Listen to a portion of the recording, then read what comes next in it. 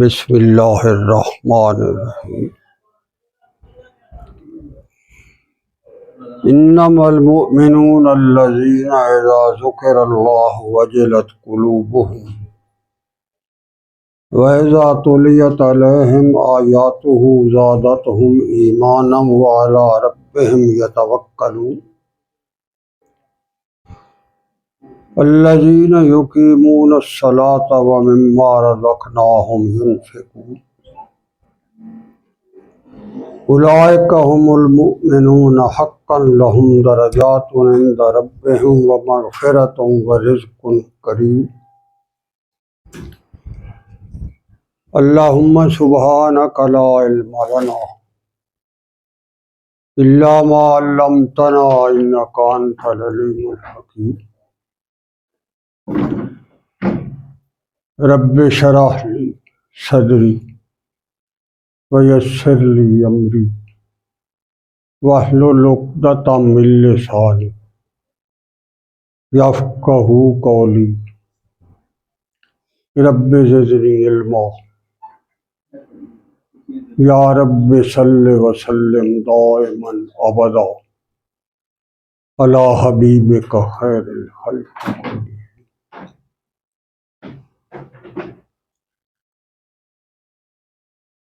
واجب الاحترام معزز خواتین و حضرات، سامعین و ناظرین کرام، اللہ تبارک و تعالی نے اپنا یہ پاک اور مقدس کلام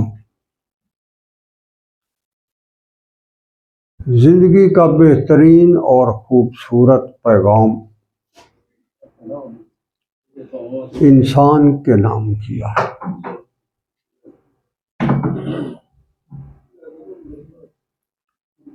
اور انسانیت کے حوالے سے اس کو ساری کائنات میں عام کیا ہے۔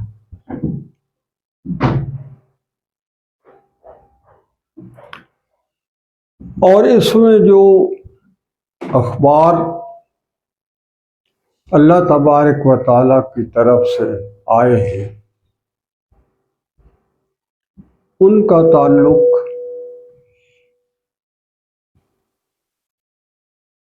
اس جہان کے بعد جو کچھ ہونے چلا ہے یا موجود ہے یا ہو رہا ہے یا ہوگا،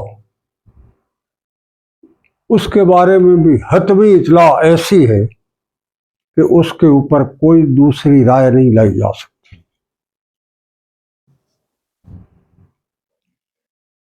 اس وقت یہ دنیا دعویٰ رکھتی ہے کہ جو کچھ اب اس زمین کے تختے پر اور آسمان کی چھت کے نیچے انسان کر رہا ہے، اس سے پہلے کسی انسان نے ایسا نہیں کیا۔ اس کے پاس وسائل نہیں تھے، اس کے پاس علوم نہیں تھے، اس کے پاس تجربہ اور دانش اور خرد کی کمی تھی، اس وجہ سے وہ یہ نہیں کر پایا۔ اور آج کے انسان کے پاس اس جہان میں بیٹھے ہوئے، اس زمین کے ایک کمرے کے اندر بیٹھے ہوئے، وہ آپ کو آسمان پر جھلملانے والے ستاروں کے بارے میں بھی معلومات دے کر آپ کو وہیں زمین پر دکھا سکتا۔ یہ دعویٰ ہے لوگوں کا۔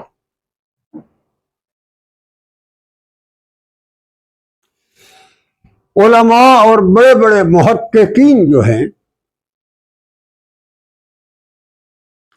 انہوں نے علم کو دو حصوں میں تقسیم کیا ہے۔ وہ کہتے ہیں ایک علم الابدان ہے اور ایک علم الادیان ہے۔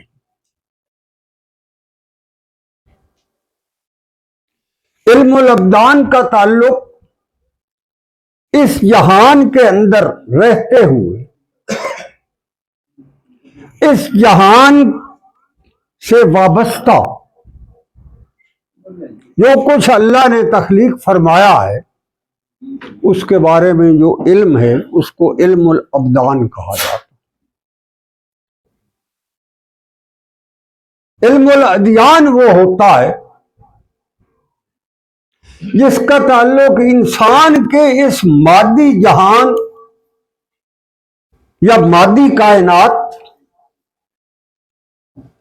یا جو کچھ اس کے سامنے ہے اس سے ہٹ کر جو کچھ ہو رہا ہے علم الادیان وہ ہے، اور اس کے بارے میں آج کی ساری تحقیق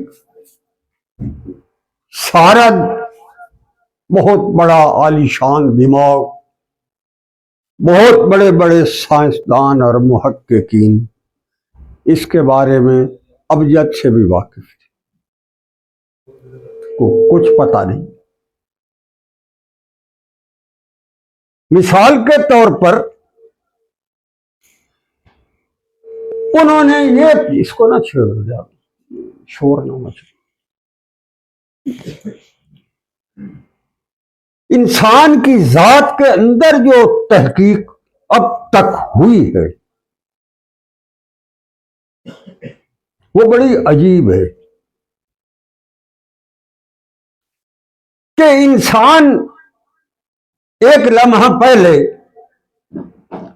حرکت کر رہا ہوتا ہے، بول رہا ہوتا ہے، چل رہا ہوتا ہے، دیکھ رہا ہوتا ہے، سن رہا ہوتا ہے، اور پھر ایک پلک کی جھپک سے بھی پہلے وہ اس قدر ساکت ہو جاتا ہے کہ اس کی آنکھ جہاں تھی وہیں ٹھہر جاتی ہے، اس کا ہاتھ جہاں تھا وہیں رک جاتا ہے، اس کے پاؤں کی پڈلی جو ہے وہ بے حس و حرکت ہو جاتی ہے، اس کی آنکھ کی پلک کی جھپک ہی ختم ہو جاتی ہے، سننا اور دیکھنا اور بولنا اور حرکت تو درکنار۔ وہ کہتے ہیں یہ کیا ہے، ایسا کیوں ہوتا ہے، اور اگر ایسا ہوتا ہے تو کس وجہ سے ہوتا ہے؟ بڑی دلچسپ تحقیق ہے یہ، اور اس کے اوپر آپ سرچ کریں گے تو آپ کو بڑی بڑی آراء مل جائیں گے۔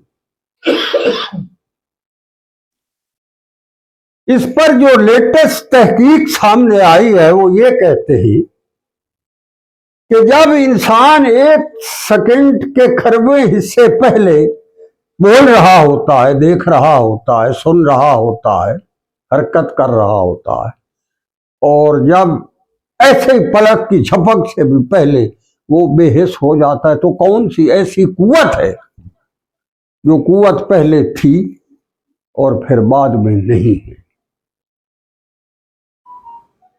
اور اس سے وہ یہ تحقیق بھی کر بیٹھے کہ وہ کیا چیز ہے، کتنا وزن ہے، وہ چیز اندر کیا تھی، اس کی کمیت اور حیت کیا تھی، اس کا وزن کیا تھا، وہ ہیولا کیا تھا، وہ کیا پاور تھی۔ تو تحقیق یہ کہہ رہی ہے کہ 7 اونس کی کوئی ایسی چیز تھی جو جب انسان کے اندر تھی تو وہ یہ سب کچھ دیکھ رہا تھا، بول رہا تھا، چل رہا تھا، سن رہا تھا، دیکھ رہا تھا، اور وہ 7 اونس ٹوٹل جب وہ چیز اس کے اندر سے نکل گئی تو انسان فوراً ختم ہو گیا، مٹی کا ڈھیر تھا بس۔ اس سے آگے انہیں کچھ پتہ نہیں۔ یہ علم الابدان کی انتہا ہے۔ اب علم الادیان کیا ہے؟ وہ یہ بتاتا ہے جو اللہ کا قرآن کہلاتا ہے، جو اللہ کا کلام کہلاتا ہے، جو اللہ کا پیغام کہلاتا ہے، اور جو محمد الرسول اللہ صلی اللہ علیہ وسلم کی نبوت کا فیضان کہتا تھا، وہ بتاتا وہ کیا تھا، وہ کیا جوہر تھا تمہارے اندر جس کے وہ 7 اوس تھا۔ ایک اور تحقیق اس کے بعد پھر مزید آئی، وہ یہ کہتے ہیں کہ وہ 7 اوس نہیں تھا، وہ 21 اوس تھا، یا ہے اب بھی، کے پاس بہت بڑے بڑے سینسٹیو قسم کے ترازو تھے، یا جو سائنسدانوں نے انہوں نے رکھے۔ جب اس بندے کو بے حس و حرکت ہوا، یعنی اس کا سانس ختم ہوا، اس سے 1 لمحہ پہلے انہوں نے اس کا وزن کیا، پھر اس کے بعد فوراً اسی لمحے وہ بڑے سینسر ترازو سے کیا، تو وہ کہتے ہیں جی کوئی کہتا ہے 7 اوس کا وزن کم ہوا ہے، کوئی کہتا تھا جو زیادہ سے زیادہ ہے وہ کہتا ہے 21 اوس کا وزن کم ہوا ہے، اور کوئی کہتا ہے 7 اوس کا وزن کم ہوا ہے۔ آج تک وہ یہ نہیں کہہ سکے کہ وہ 7 اوس وزن کی چیز کیا تھی، نہ کسی نے دیکھی۔ آپ کی سائنس آج کے دور میں جو علم کے عروج کا دعویٰ لیے بیٹھی ہے، اس کے پاس یہ خبر نہیں ہے کہ انسان 1 لمحہ پہلے سب کچھ تھا، 1 لمحہ بعد وہ بالکل بے حس و برکت ہوا ہے، تو کیوں ہوا ہے، اور وہ کیا چیز تھی جو اس کے اندر تھی تو سب کچھ تھا، جب نہیں رہی تو کچھ نہ رہا، وہ کیا ہے اس کے بارے میں کوئی پتہ نہیں۔ اگر اس کے بارے میں کسی کو کوئی جاننا ہے، کوئی پوچھنا ہے، کوئی دیکھنا ہے، کوئی سننا ہے، کوئی اس کو محسوس کرنا ہے، تو وہ اللہ کا یہ کلام ہے جو محمد رسول اللہ کی طرف سے آیا، اور اللہ نے کلام اطہر محمد رسول اللہ پر سجایا اور ہم تک پہنچایا۔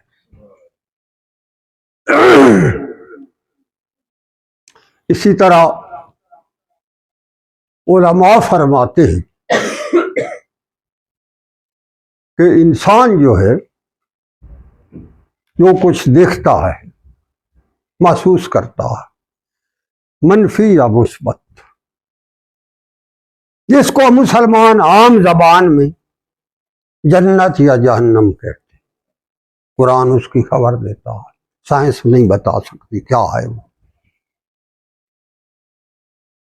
جنت یا جہنم جس نے کسی نے دیکھی نہیں، وہ آ کر کیا بتائے گا، اور جو یہاں سے گیا ہے وہ جنت گیا یا جہنم گیا، پھر پلٹ کر تو نہیں آیا کہ خبر دے کیا ہے وہاں۔ وہ خبر کون دے گا؟ وہ خبر یہ علم الادیان دے گا، جس کو جس قدر اس علم پر دسترس ہوگی وہ بتا دے گا جنت کیا ہوتی ہے اور جہنم کیا، یہ وہ بتا سکتا ہے۔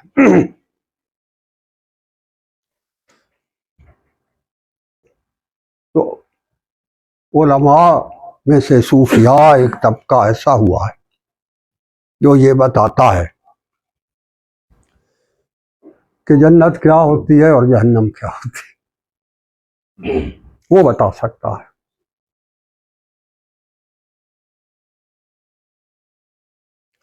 اور عجیب بات بتاتے ہیں، وہ کہتے ہیں جنت ایک نہیں ہے، نہ جہنم ایک ہے۔ جس کا تذکرہ قرآن کریم کے اندر موجود ہے وہ جنت اور جہنم عالم خلد کی ہے، جو آخری جہان ہے، جس کے بعد اور کوئی جہان نہیں، خلد پکا خالدین فیہا، ہمیشہ ہمیشہ والا۔ وہ جو ایک جنت ہے وہ وہاں کی ہو، تو جب کوئی بندے وہاں جائیں گے تو پھر ہی اس کو وہ جنت یا جہنم کا پتہ لگے گا۔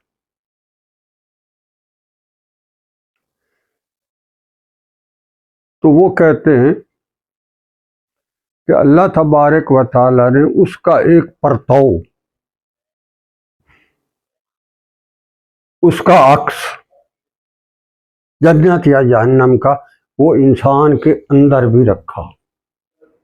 صوفیاء یہ کہتے ہیں کہ جنت ہو یا جہنم ہو، اس کا ایک عکس اور پرتو اور تصویر انسان کے اندر بھی ہے۔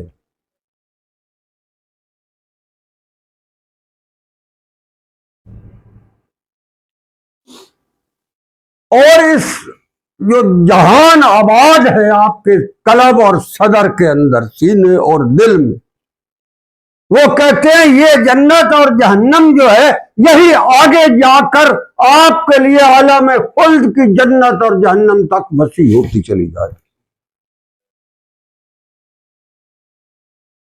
جو آپ آگے بڑھتے جائیں گے،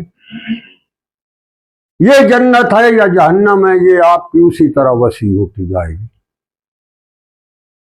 جب آپ اس جہان سے چلے جاتے ہیں اور بظاہر مٹی کے ایک ڈھیر کے اندر جا کر آپ سمو جاتے ہیں، تو آپ صلی اللہ علیہ وسلم نے فرمایا لوگوں یہ تمہاری قبر جو ہے یہ جنت کے باغوں میں سے ایک باغ ہے یا جہنم کے گڑھوں میں سے ایک گڑھا. اور کما قال رسول اللہ صلی اللہ علیہ وسلم. یہاں سائنس تو کچھ نہیں کہہ سکتی. سائنس نے کبھی بتایا ہے سائنسدان میں بھائی جنت جو ہے وہ کیا ہے، جہنم کا قبر کیا ہے؟ اور کچھ نہیں، اس کے پتہ ہی کچھ، وہ اس علم تک پہنچ ہی نہیں سکتا. تو صوفیاء فرماتے ہیں اللہ نے انسان کے اندر بھی ایک جہان بسا رکھا، اس کے دل کی دھڑکنوں کے اندر بھی ایک عجیب و غریب سما باندھ رکھا، اس کے سینے کے اندر بھی ایک اس نے جہان آباد کر رکھا. انسان کو اللہ نے اختیار دے رکھا ہے، انسان کو اللہ تبارک و تعالیٰ نے وہ سارے کے سارے قانون اور ضابطے اور عوامل اور سارے کے سارے وہ تمام اسباب اور علم یہ اس کو بتا رکھے ہیں کہ تم یہ اختیار کرو گے تو تم اپنے دل کی گہرائیوں میں سینے کے اندر بھی جنت کی خوشبو اور مہک پاؤ گے، اور اگر تم یہ نہیں کر پاؤ گے تو تم جیتے جہان میں بھی اپنے لیے جہنم کماؤ گے. یہ صرف علم الادیان بتا سکتا ہے اور کوئی نہیں بتا سکتا.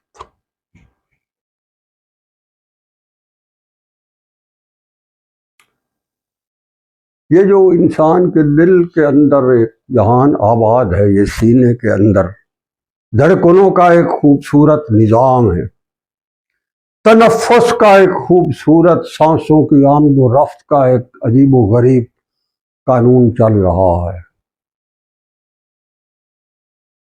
ہر سانس کے اندر یا جنت کی مہک ہوتی ہے یا جہنم کے دھوئیں کی سڑاند ہوتی ہے.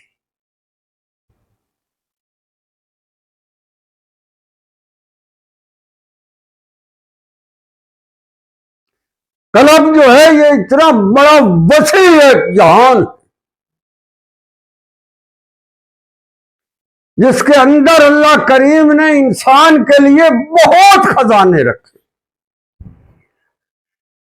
اور اس کی نسبت اپنی ذات کے ساتھ رکھی. اگر تیرے دل کے اندر بسنے والا یہ جہان آباد ہے تو تیرے سینے کے اندر جنت کا ایک خوبصورت سما،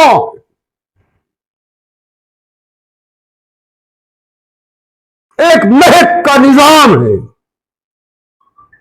روشنیوں کا خوبصورت اور پاکیزہ ترین انتظام، اور تیری زندگی کی لطف سمانیوں کا ایک پورا التزام ہے. پتہ ہے وہ کیسے پتہ لگتا؟ انسان کے پاس اس دل کی گہرائیوں کے اندر جو سب سے بڑا کوئی خزانے کا تصور ہو سکتا ہے، کوئی اس کے پاس بہت بڑی آساس ہو سکتی ہے،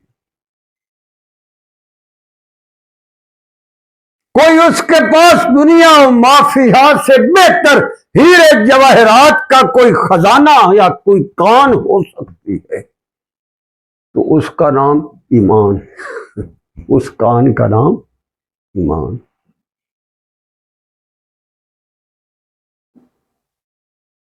جب یہ آپ کے سینے میں آتا ہے تو آپ کے دل کی دنیا اور سینے کے نظام کو جنت کے نظام کے ساتھ جوڑ دیتا ہے. عرشوں سے آگے اٹھا لے جاتا ہے، اللہ کی کچہری میں بٹھا جاتا ہے، محمد اور رسول اللہ کے گنبد خضرا کے اندر جا کر دہلیز پہ بٹھا دیتا ہے۔ یہ وہ جنت ہے۔ اور اللہ کہتا ہے میں نے اس جنت کو اپنی ذات کے ساتھ رکھا ہے۔ ایمان جو ہے اس خزانے کو اللہ کہتا ہے میں نے اپنی ذات کے ساتھ رکھا۔ یہاں سیر مر آئے گی، وہ کیا اسے کیا پتا یہ کیا؟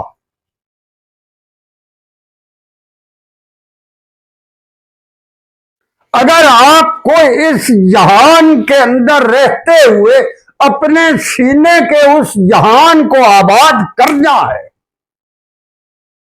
اور اس خزانے تک پہنچنا ہے، اپنے لیے وہ دروازہ کھولنا ہے، اللہ کے نور کی برسات کو وہاں برسانا ہے، تو پھر آپ کو کسی ایسے درویش کے ہاں جانا ہوگا جو آپ کے دل کے دروازوں کو کھول کر اللہ کے حضور پیش کرتا ہے، وہاں سے نور کی برسات کو لاتا ہے، تیرے دل کی دنیا پر برساتا ہے اور تجھے اللہ سے آشنا کر دیتا ہے۔ جو یہ ہوتا ہے یہ اللہ کا بہت بڑا انعام ہوتا ہے جس کے پاس یہ ہے۔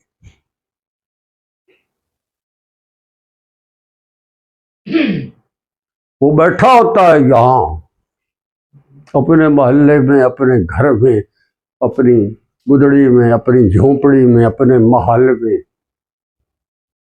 اس کے دل کی دنیا ایسی آباد ہوتی ہے کہ ہر اس کا جو سانس آ رہا ہوتا ہے اس میں اللہ کا پاک نام آ رہا ہوتا ہے، اور ہر سانس جو جا رہا ہوتا ہے وہ اللہ کے پاک نام کی مہک کو اور اس کے نور کو برساتا ہوا جا رہا ہوتا ہے۔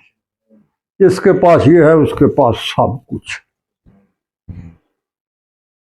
اور جب وہ یہاں بیٹھے ہوئے اللہ کی کچہری کے ساتھ اس کا رابطہ ہوتا ہے تو اللہ کہتا ہے میرے حضور آتے ہوئے وہ لرزہ بر اندام ہو جاتا ہے۔ اس کا دل جو ہے وہ میری ہیبت، میری جلالت، میری کبریائی، میرے نام کی عظمت اس سے مروب ہو جاتا ہے۔ وہ صرف دھڑکتا ہے تو میرے لیے دھڑکتا ہے، اور جب اس کی یہ کیفیت عطا ہو جاتی ہے تو اللہ کہتا ہے میں اس کو پیارا لگنے لگ جاتا ہوں۔ جس کو اللہ کی ذات پیاری لگنے لگتی ہے وہ سمجھے کہ میرے دل کی جنت آباد ہے۔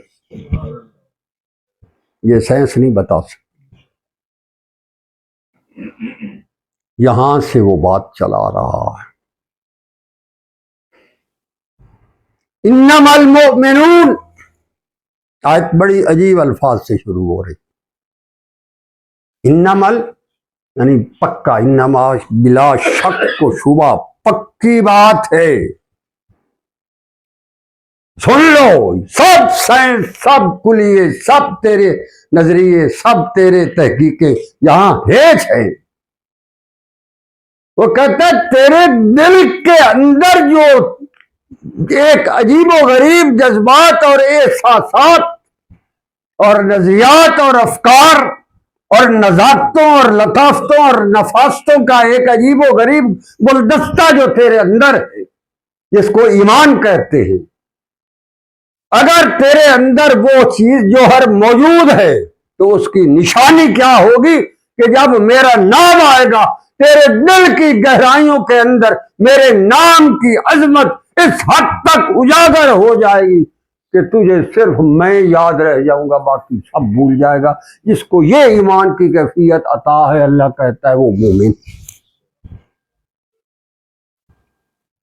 اب یہ تو دل کی بات ہے بھائی، یہ کوئی ناپ تو نہیں سکتے، تھرمامیٹر تو نہیں ہے کہ اب مجھے 101 پر بخار ہے یا اب 98 پر ہے، وہ تو نہیں۔ اس کا تھرمامیٹر کیا ہے؟ ایمان کی نشانی کیا ہے؟ دعویٰ کرنے کو تو ایمان کے آج 8 ارب اور 60 کروڑ بندہ موجود ہے، اس میں سے 1/3 حصہ کہتے ہیں ہم مسلمان ہیں، مگر اللہ کہتا ہے تمہارے اسلام کا سب وہاں جب میں تجھے کھڑا کروں گا اور وہاں میں نے جو تھرمامیٹر یہاں قائم کیا ہے، جب میں نے اس کو نکال کر ناپا تیرے اندر کا ایمان، اس وقت تجھے پتہ لگے گا کہ تو ہے بھی صحیح یا جھوٹا بات۔ اس کو یہاں ناپو، دیکھو، پرکھو، اندازہ کرو، یہاں اپنی عقل اور فہم اور فراست لڑاؤ تاکہ تجھے پتہ لگے کہ تیرے اندر یہ خزانہ ہے بھی یا ایسے کھوکھے پھر رہے ہو، فضول وقت ضائع کرتے پھر رہے ہو، عمریں برباد کرتے پھر رہے ہو۔ تو اللہ کہتا ہے انما المؤمنون، بے شک اس میں کوئی دوسری بات نہیں ہے۔ ایمان کس کے پاس ہے؟ دعوی سب لیے پھر رہے ہیں، مگر وہ کہتا ہے انما المؤمنون، مومن کون ہوتا ہے؟ الذین اذا ذکر اللہ، کہ جب ہمارا نام آتا ہے، وجلت قلوبہم، تو اس کا دل لرز اٹھتا ہے میری ہیبت سے۔ اللہ کہتا ہے جس کے اندر یہ قلبی کیفیت ہے وہ دعویٰ کرے کہ میرا ایمان اندر ہے۔ تو جس کے پاس ڈرامہ ہی ہے، سارا باتیں ہی ہیں، الفاظی ہے، دعوے ہی ہیں، اللہ کی ذات کے ساتھ اس کی نسبت ہی کوئی نہیں، اس کے دل کا جہان ویران ہے، اس کے سانسوں میں اللہ کے پاک نام کی کوئی لمس نہیں، کوئی رمق نہیں، کوئی روشنی نہیں، کوئی کرن نہیں۔ وہ کہتا ہے وہ ایمان کا دعویٰ کس بنیاد پر کرتا پھر رہا ہے؟ کیوں کرتا پھر رہا؟ کیوں بے وقوف بنا پھر رہا ہے؟ کہتا ہے بے شک، انما، اس میں کوئی شک شبے کی بات نہیں ہے۔ المؤمنون، مومن وہ ہے، الذین اذا ذکر اللہ، جب اس کے سامنے اللہ کے پاک نام کا، اسم ذات کا ذکر آتا ہے، وجلت قلوبہم، دل کی گہرائیوں سے وہ لرز اٹھتا ہے کہ کتنی بڑی ذات کا نام آ گیا۔ ہم میں سے کتنے ہیں جن کا روز اتنا ایک دفعہ 24 گھنٹے میں کتنے لاکھ دفعہ دل دھڑکا ہے، اور کسی ایک دھڑکن میں وہ لرز آئی ہے جو لرز اللہ یہاں ایمان کی سلامتی کا کہہ رہا۔ اور ہمیں تو دن میں 24 گھنٹے میں سے 12 گھنٹے یہ جواب دینا پڑتا ہے کہ جی ذکر اللہ جائز ہے کہ نہ جائز ہے، یہ شرک ہے کہ بدعت ہے، یہ کرنا چاہیے کہ یہ نہیں کرنا چاہیے۔ ہم تو ان سوالوں کے جواب دینے میں سارا دن لگا دیتے ہیں، اور وہ کہتا ہے جس کے سامنے میرا نام لیا جائے اور اس کا دل لرز نہ جائے وہ مسلمان نہیں، وہ یہ کہتا ہے۔ اور ہم کہتے ہیں جی وہ دل ذکر سننا تو کیا کرنا، وہ کہیے کرنا بھی نہ جائے، یہ بھی شرک ہے تو بدعت ہے تو کفر ہے تو پتہ نہیں کیا۔ وہ صاحب ایمان صاحب کا یہ نظریہ، قرآن یہ کہتا ہے ایمان کی بنیاد یہ ہے۔ ایمان پر ایک حدیث عرض کر، حارث بن مالک رضی اللہ عنہ ایک صحابی، وہ فرماتے ہیں، وہی راوی ہے اس کی، وہ فرماتے ہیں ایک دفعہ صبح میں گھر سے نکلا کسی کام پر،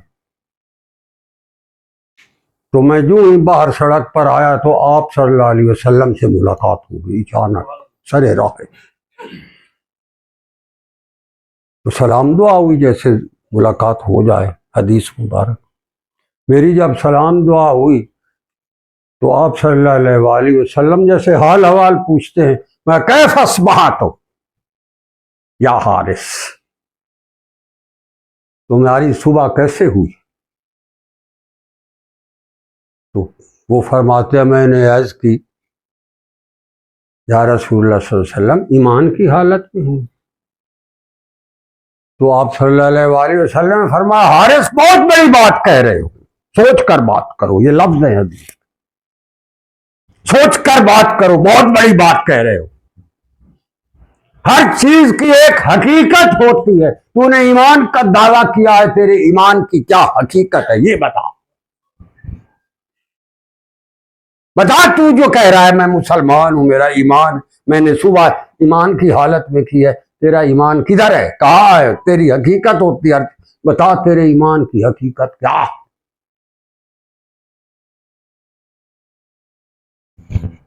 اس نے کہا یا رسول اللہ صلی اللہ علیہ وسلم، میں اپنے ایمان کی حقیقت کی تھوڑی سی وضاحت عرض کروں. ارشاد پایا یہی تو میں نے پوچھا، بتاؤ. میں ساری رات اپنے دل کی گہرائیوں سے اللہ کی حضوری میں ہوتا ہوں. جب ساری بستی سوتی ہے تو میں اللہ کے ہاں ہوتا ہوں. جب سارا دن ہوتا ہے تو میں روزے میں ہوتا ہوں اور اللہ کے نام پر، اس کی محبت میں، اس کے نام پر باری نیاری ہوتا ہوں اور سارا دن روزے سے ہوتا ہوں. ساری رات اس کے حضور بیٹھتا ہوں، سارا دن روزے سے ہوتا ہوں. میں یہاں آپ کے حضور کھڑا ہوں، میں اللہ کے عرش کو ان آنکھوں سے دیکھ رہا ہوں. یہ حدیث بیان کر رہا ہوں، حوالہ دکھا دوں گا. میں اللہ کے عرش کو یہاں دیکھ رہا ہوں، جنتیوں کو جنت میں دروازوں کے اندر ہنستے ہوئے داخل ہوتے دیکھ رہا ہوں، اور جہنمیوں کو پل صراط سے جہنم میں گرتا ہوا دیکھ رہا ہوں. یا رسول اللہ یہ میرا ایمان ہے. آپ صلی اللہ علیہ وسلم نے فرمایا حارث بہت بڑی بات کی ہے، تمہارے ایمان کی تصدیق ہو گئی ہے، اس کو قابو رکھنا یہی ایمان کی حقیقت ہے. آؤ ذرا، مسلمان تھے، ایمان تھے، ایسی بڑے مسلمان ہیں، ایسی فلان. اگر ہو تو وہ تو ایمان کی بنیاد کرتا ہے اذا ذکر اللہ.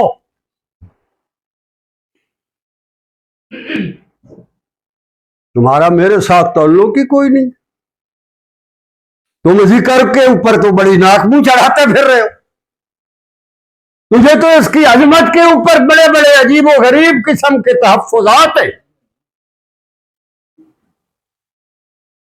تو اس کو شرک اور بدعت کے کھاتے میں لکھے پھر رہا ہے. اور اللہ کہتا ہے میرے ایمان، جو تیرا ایمان ہے اس کی پہلی پرکھ یہی ہے اذا ذکر اللہ وجلت قلوبہم. جب میرے نام کا ذکر ہوتا ہے تو تیرا دل لرز اٹھتا ہے میری ہیبت اور جلالت سے. وجلت وجل سے ہے. ایک ہوتا ہے خوف، جیسے کسی شیر یہاں آ جائے تو سارے ڈر جائیں گے، یہ خوف ہے. یہاں اللہ نے خوف نہیں کہا، خوف علی قلوبہم نہیں کہا کہ ان کے دلوں پر خوف طاری ہو جاتا. وجلت قلوبہم، وجل ہوتا ہے کسی بہت بڑی عظیم الشان ہستی کی ہیبت اور روب اور جلالت کے نتیجے میں جو آپ کے دل پر لرزہ طاری ہوتا ہے اس کو وجل کہتے ہیں. اللہ کہتا ہے جب میرا نام آتا ہے تو اس کا دل لرز اٹھتا ہے، اور میری کبریائی اور میری عظمت کے نتیجے میں اس کا دل صرف میرے لیے دھڑکنا شروع کر دیتا ہے. جس کو یہ کیفیت عطا ہے وہ ایمان والا. وجلت قلوبہم، اسی کو قرآن نے اخبات کہا. اسی کا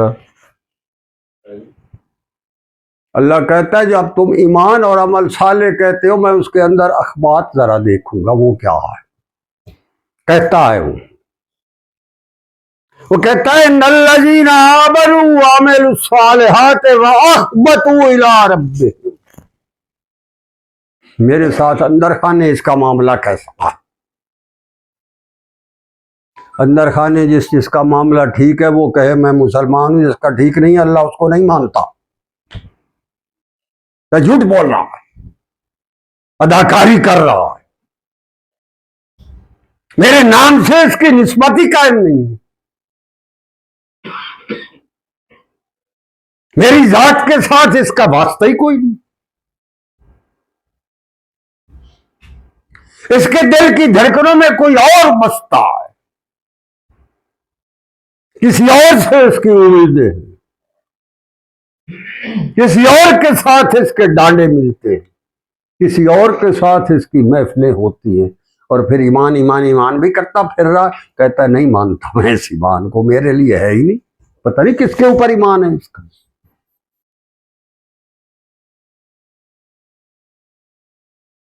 وَبَشِّرِ الْمُخْبِتِينَ الَّذِينَ إِذَا ذُكِرَ اللَّهُ وَجِلَتْ قُلُوبُهُمْ۔ قرآن نے ایک اور جگہ ان آیتوں کو پہلے وَبَشِّرِ الْمُخْبِتِينَ، اخبات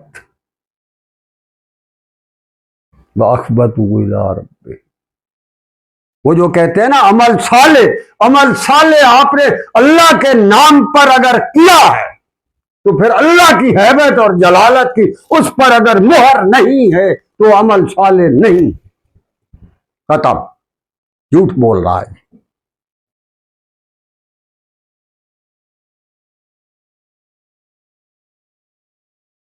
لوگ پوچھ رہے جی ذکر اللہ جی قرآن لکھے ہوا ہے جی، میں کہے قرآن سنسکرت ہے، یہ کیا ہے؟ وہ کہتا ہے جب میرا ذکر ان کے سامنے آئے تو ان کے دل لرز اٹھے، جب سننے والے کے ایمان کے لیے یہ کیفیت ہے تو پھر کرنے کے بھی اوپر اس کو کیا اعتراض، کرے گا تو یہ کیفیت بنے گی، سن کے بنتے تو مدت لگے گی، پتہ نہیں عمر اتنی ہے بھی یا نہیں، تو تم خود کر لو، یہ کیفیت تمہارے اوپر آ جائے گی تو کام ہو۔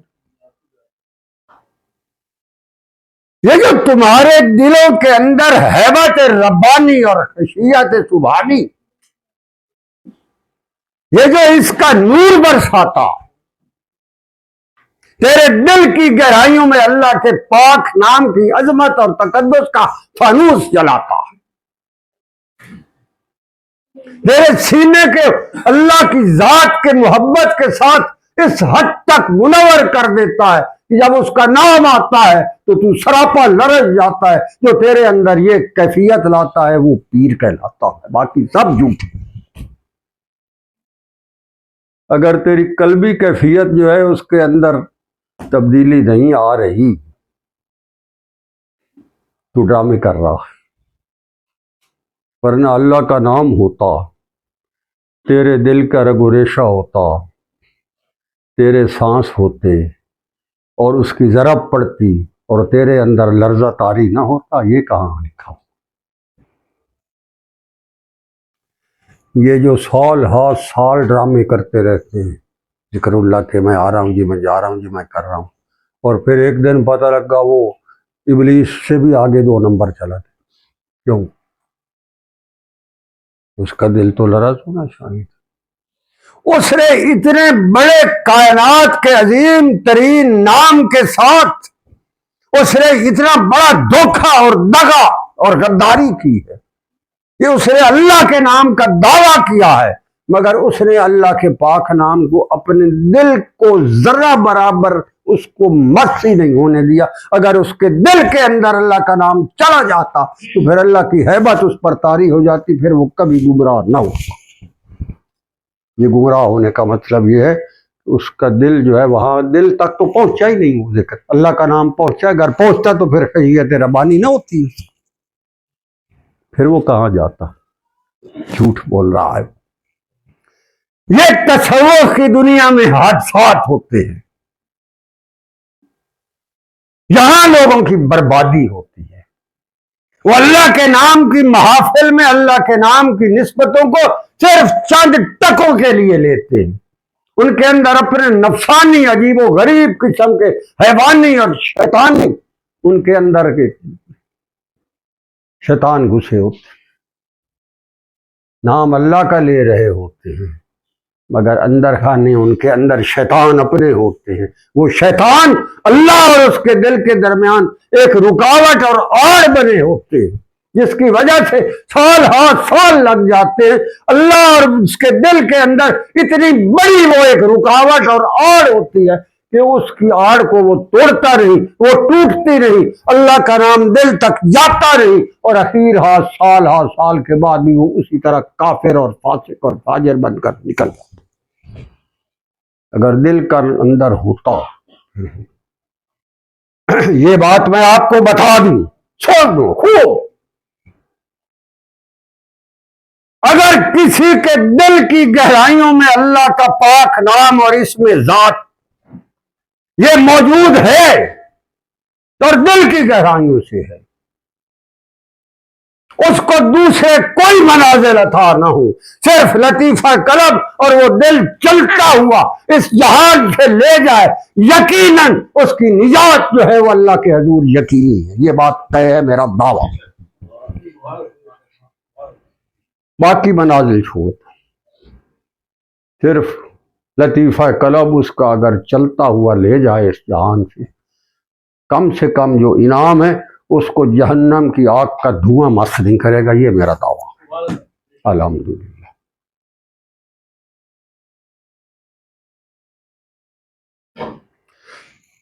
کوئی آدمی روئے زمین پر یہ مجھے دکھا دے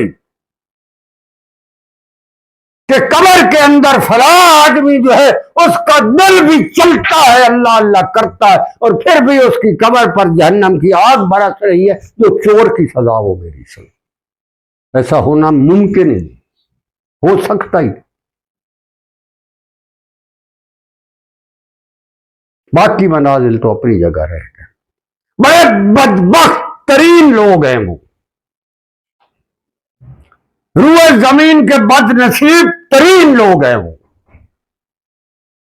جو دعویٰ تو ذکر اللہ کا کرتے ہیں، اندر خانے دل کی دنیا ان کی اتنی ویران ہے اور اس کے آگے اتنی بڑی بڑی رکاوٹیں ہیں، دنیا کا انہوں نے ایک عجیب و غریب اہداف اپنے اندر پال رکھے ہیں، اللہ کا پاک نام کو وہ دل تک پہنچنے نہیں دیتے، باہر رکھتے ہیں، اور وہ دنیا داری کے کتے بن کر اس محفلوں میں آتے رہتے ہیں، کچھ عرصہ کے بعد اسی طرح کتے کے کتے نکل جاتے ہیں۔ وَقَدْ دَخَلُوا بِالْكُفْرِ وَهُمْ قَدْ خَرَجُوا بِهِ، قرآن کے کہا۔ میرے محمد صلی اللہ علیہ وسلم یہ جس طرح کافر آپ کے پاس آئے تھے اسی طرح کفر کی غلاظت اٹھا کر یہ واپس چلے گئے۔ انہوں نے نہ آپ کے ساتھ اخلاص سے آپ کے حضور آئے، نہ آپ کا نور نبوت برسا، نہ اندر سے کفر نکلا، نہ انہیں نجات ہوئی، جیسے کافر آئے تھے اسی طرح کفر میں چلے گئے۔ یہ تو قرآن بتا رہا، ان کو کچھ نہیں ہوگا۔ 25 سال کہتے جی 30 سال 50 سال، ابلیس نے کتنے ہزار سال عبادت کی ہے، پھر کیا ہوا؟ اللہ کی عظمت تو اس کے دل میں نہ آئی، اور نتیجہ کیا ہوا کہ ایک ہی جھٹکے میں ختم۔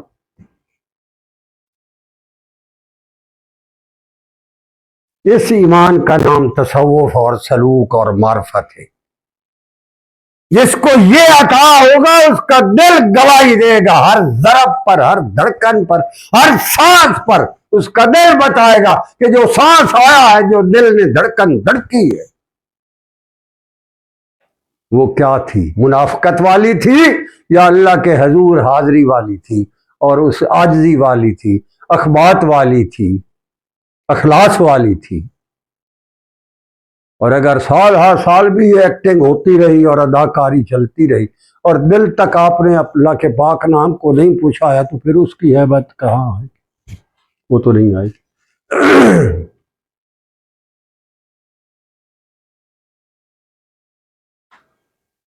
حضرت امام حسن بصری سے کسی نے سوال کیا، ان کی کنیت تھی ابو سعید، سعید ان کے بیٹے کا نام تھا۔ کسی نے عرض کی ابو سعید آپ ایماندار ہونے کا دعویٰ کرتے ہیں؟ حسن بصری سے وہ پوچھ رہا تھا، آپ دعویٰ کرتے ہیں کہ آپ ایماندار ہیں؟ نے کہا بھائی تیرے سوال کے دو پہلو ہیں، تیرے سوال کے دو پہلو ہیں۔ ایک پہلو تو تیرا یہ ہے جیسے قرآن میں موجود ہے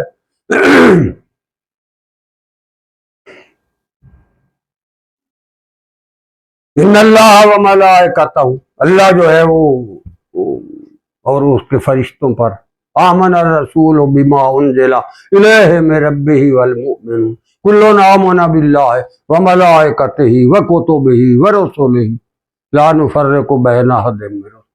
بھئی اگر تو تیرا سوال یہ ہے کہ تیرا ایمان کتابوں پر، جنت پر، دوزخ پر، جہنم پر، فرشتوں پر یہ ہے اور رسولوں پر، کتابوں پر، تو وہ تو میں ایماندار ہوں، وہ تو میرا ہے۔ اور اگر تیرا سوال یہ سورۃ انفال کی ان آیتوں کے مطابق ہے، اس کا مجھے پتہ نہیں ہے میں ہوں کہ نہیں، اس کا مجھے پتہ نہیں ہے۔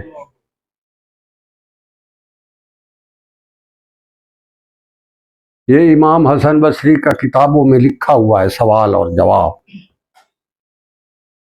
وہ کہتا ہے جو یہ سورۃ انفال میں اللہ نے ایمان کی حالت بتائی ہے، اس کے بارے میں بھائی مجھے کوئی پتہ نہیں میں ہوں کہ نہیں ہوں۔ ہاں جو اللہ نے کہا کتابوں پر، رسولوں پر، جنت دوزخ پر، قبر عذاب ثواب پر، وہ مجھے پتہ، اس کا تو میں ہوں، اور جو یہ بات ہے اس کا مجھے نہیں پتہ۔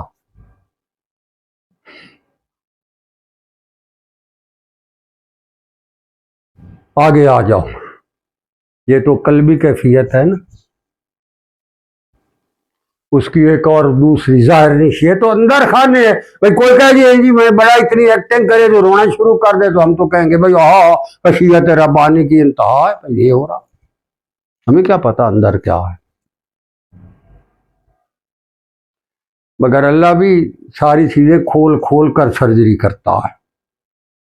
وہ کہتا ہے کہ اس کی اور واضح نشانی بھی ہے جو ہر ایک کو پتہ لگ جائے گی، وہ کیا ہے؟ وَإِذَا تُلِيَتْ عَلَيْهِمْ آيَاتُهُ زَادَتْهُمْ إِيمَانًا، تاکہ جب میرا پاک اور مقدس کلام اس کے آگے پڑھا جائے تو پھر وہ ادھر ادھر بھاگنے دوڑنے لکنے چھپنے کی بجائے اس کا ایمان بڑھ جاتا ہے۔ اگر وہ کہے کہ جو اللہ کے قرآن میں آیا ہے، جو آپ صلی اللہ علیہ وسلم نے فرمایا یہ بڑا حق ہے، میرا ایمان ہے، میں اس پر ہوں، اور اس کے سامنے اللہ کی آیت پڑھی جائے تو اس کا فوراً سر جھک جائے۔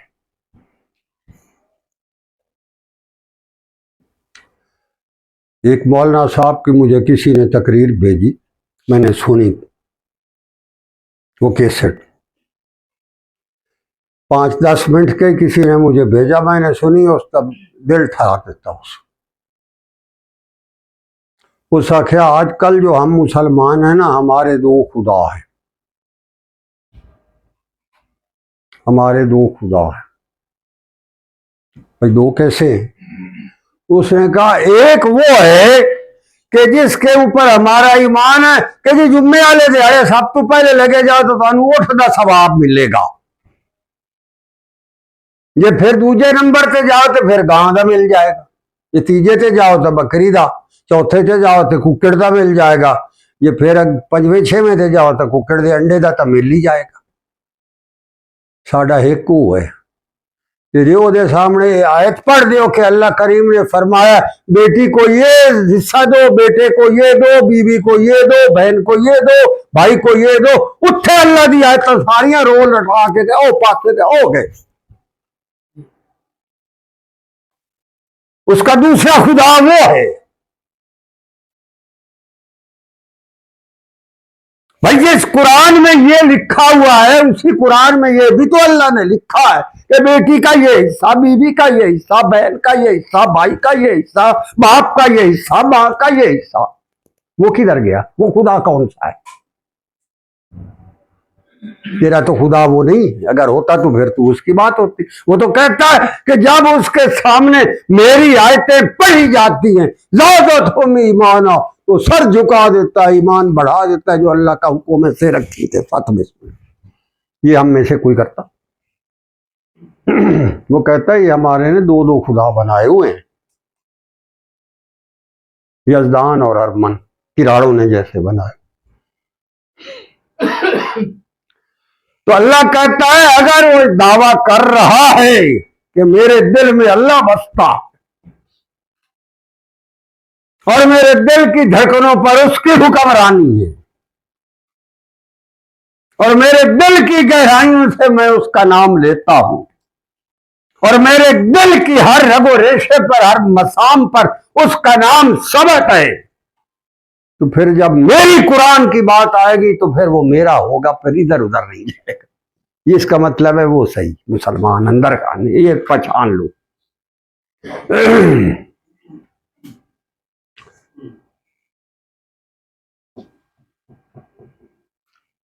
کل ہمارے ملک پر بخار ہے الیکشن کا، الیکشن الیکشن الیکشن الیکشن، فلانی پارٹی کے فلانی ٹکٹ سے فلانا یہ فلانا وہ، بابے دی جمہوریت 73 کا آئین تو پتہ نہیں کیا تو کیا۔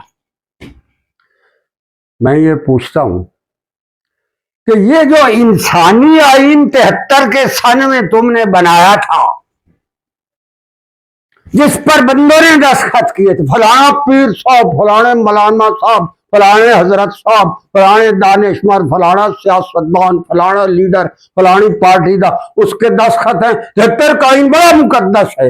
میں نے کہا وہ آئین جو سدرۃ المنتہا سے جبرائیل امین کلام 18 محمد رسول اللہ تک لایا، جب اس کی آیتیں سامنے آتی ہیں تم 73 کے آئین کو آگے رکھتے ہو یا اس کو آگے رکھتے ہو؟ یہاں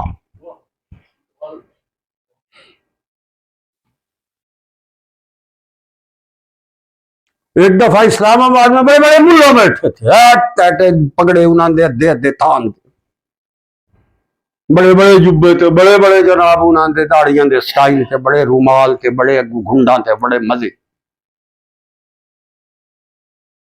73 کا آئین میں یہ ہے تو الیکشن میں یہ ہو جائے گا تو جمہوریت آ جائے گی تو اسمبلی ہو جائے گی تو آئین ہو جائے گا۔ جب میری باری آئی تو میں نے کہا بھائی میں تو کم پڑھا ہوں، مجھے تو مدرسوں کی ہوا ہی نہیں لگی تھی، اللہ کرے ساری زندگی نہ لگی۔ سچی بات ہے، جو بندہ دل کی بات ہے وہ کرے۔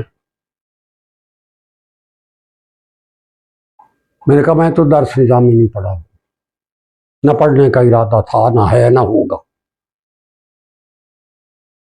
مگر مجھے ایک بات پتا ہے۔ میں نے کہا یہ میز جس کے اوپر ہم بیٹھے ہیں، ایک بہت بڑا ہوٹل تھا اسلام آباد کا، یہاں بڑے بڑے حضرات علماء کرام، مشائخ اعظام، احادیث، شیخ الحدیث، فلان ڈھمکان، یہ سارے جو بیٹھے ہو، میں نے کہا اس میز کی ایک کونے پر 73 کا آئین رکھتے ہیں اور اس میز کے دوسرے کونے پر یہ آسمانی آئین رکھتے ہیں، آپ کو کرسی صدارت پر بٹھاتے ہیں، مجھے یہ بتاؤ ان دونوں میں سے کس آئین کو تم سینے سے لگانا چاہتے ہیں؟ آؤ۔ وہ کہہ رہا ہے وَإِذَا تُلِيَتْ عَلَيْهِمْ آيَاتُهُ زَادَتْهُمْ ایمانا، جب میری آیتیں پڑھی جاتی ہیں تو ان کا ایمان بڑھتا ہے۔ میں نے کہا یہ 73 کا انسانی آئین ہے، ایک کونے پر آسمانی آئین ہے۔ ارے ملا صاحب تو صدارت پر بیٹھا ہے، مجھے یہ بتا کون سا آئین کی طرف تو ہاتھ بڑھائے گا؟ اگر تو 73 کے آئین کی طرف بڑھاتا ہے تو پھر بھی تیرا کردار سامنے آ جائے، اور اگر تو اس آئین کی طرف بڑھاتا ہے اٹھ مار کھڑے ہو کے نعرہ مار، میں 73 کے آئین پر لعنت بھیجتا ہوں، میں اللہ کی طرف سے نازل کردہ آئین کو سینے سے لگاتا ہوں، اس کے لیے کھڑا ہوتا ہوں، جان دینی پڑے تو دیتا ہوں، میں لعنت بھیجتا ہوں جمہوریت پر، میں اللہ کے دین کو، خلافت راشدہ علی منہاج النبوت کے نظام کو اپنی زندگی کا اوڑھنا بچھونا بناتا ہوں۔ میں نے کہا تیرا ایمان قرآن پر مزہ آ جائے۔ مولوی آخیا جی کھانے دا ٹائم ہو گیا، کھانا لاؤ تو چلیے، بس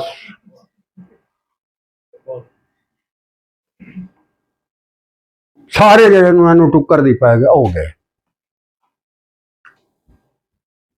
میرے بھائی کھری بغیر لگی لپٹی کے صاف ستھری سیدھی بات تک سیدھی، آج کے دور میں ہمارے آباء و اجداد نے جو اللہ کے دین کے نام پر اپنے خون کی ندیاں بہائی، ہماری ماں اور بہنوں نے جو اپنی عزتیں اور عصمتیں لٹائی، ہمارے باپ دادا نے جو جائیدادیں جلوائی، وہاں 75 سال کے بعد اس کے خون اور ہمارے اس ملک کے اندر جو راستے میں اسلام کے نام پر جتنی رکاوٹ سیاستدان ہے اتنی ہی رکاوٹ ملا ہے، جتنی ہمارے اس میں سیاست کا ایک بہت بڑی پارٹی کا لیڈر اور صدر اور وزیر اعظم رکاوٹ ہے، اسی طرح شیخ اور پیر بھی رکاوٹ ہے، یہ میں بتا دوں گا۔ اور اگر ایمان ہوتا تو پھر ویزا تلیت علیہم آیاتہ زادتہم ایمانا، تو پھر اس کا ایمان اللہ کے نام پر بڑھ نہ جاتا۔ ارے چند ٹکوں کے لیے اور کسی کو مفادات کے لیے تم محلوں کے ووٹوں کی فہرستیں ٹکوں پر بیچتے ہو، اور پھر کہتے ہو میں مسلمان بھی ہوں، ایمان بھی ہے اور قرآن پر بھی ہے، اللہ کے نام پر بھی ہے اور ذکر اللہ بھی کرتے ہو، تجھے شرم نہیں آئی؟ بات یہ ہے سب۔ بابے کی جمہوریت پر ان کو آج بھی یقین ہے اور اللہ کے پاک نام پر نہیں۔ اس وقت میرے بھائی پوری دنیا میں عالم کفر سے لے کر عالم اسلام تک جتنے 160 70 80 ملک ہیں، ان سب میں اس وقت پاکستان میں سود کی شرح ساری دنیا کے ملکوں میں سب سے زیادہ۔ یہ ہمارا ایمان بڑھا ہے، 75 سالوں میں شرح سود بڑھا دیا۔ آپ کو پتہ ہے اس وقت 22 کے 25% سود ہے، یعنی 1 روپیہ آپ سود پر حرام کھاتے پر دو، سال کے بعد 1.25 روپیہ ہو جائے گا، 25% بڑھ جائے گا۔ بابے کی جمہوریت تو آپ پہ پسند آئے گی، جو 1 روپیہ جس کے پاس ہے اس کا 1.25 ہونا ہے، اس کا یہ ٹھیک۔ جس کے پاس اللہ کا نام ہوگا اور قرآن کے پاکیزہ اور مقدس نظام کے اوپر اس کا ایمان ہوگا، وہ اللہ کہتا ہے وَعَلَىٰ رَبِّهِمْ يَتَوَكَّلُونَ، اس کو مجھ پر توکل ہوگی۔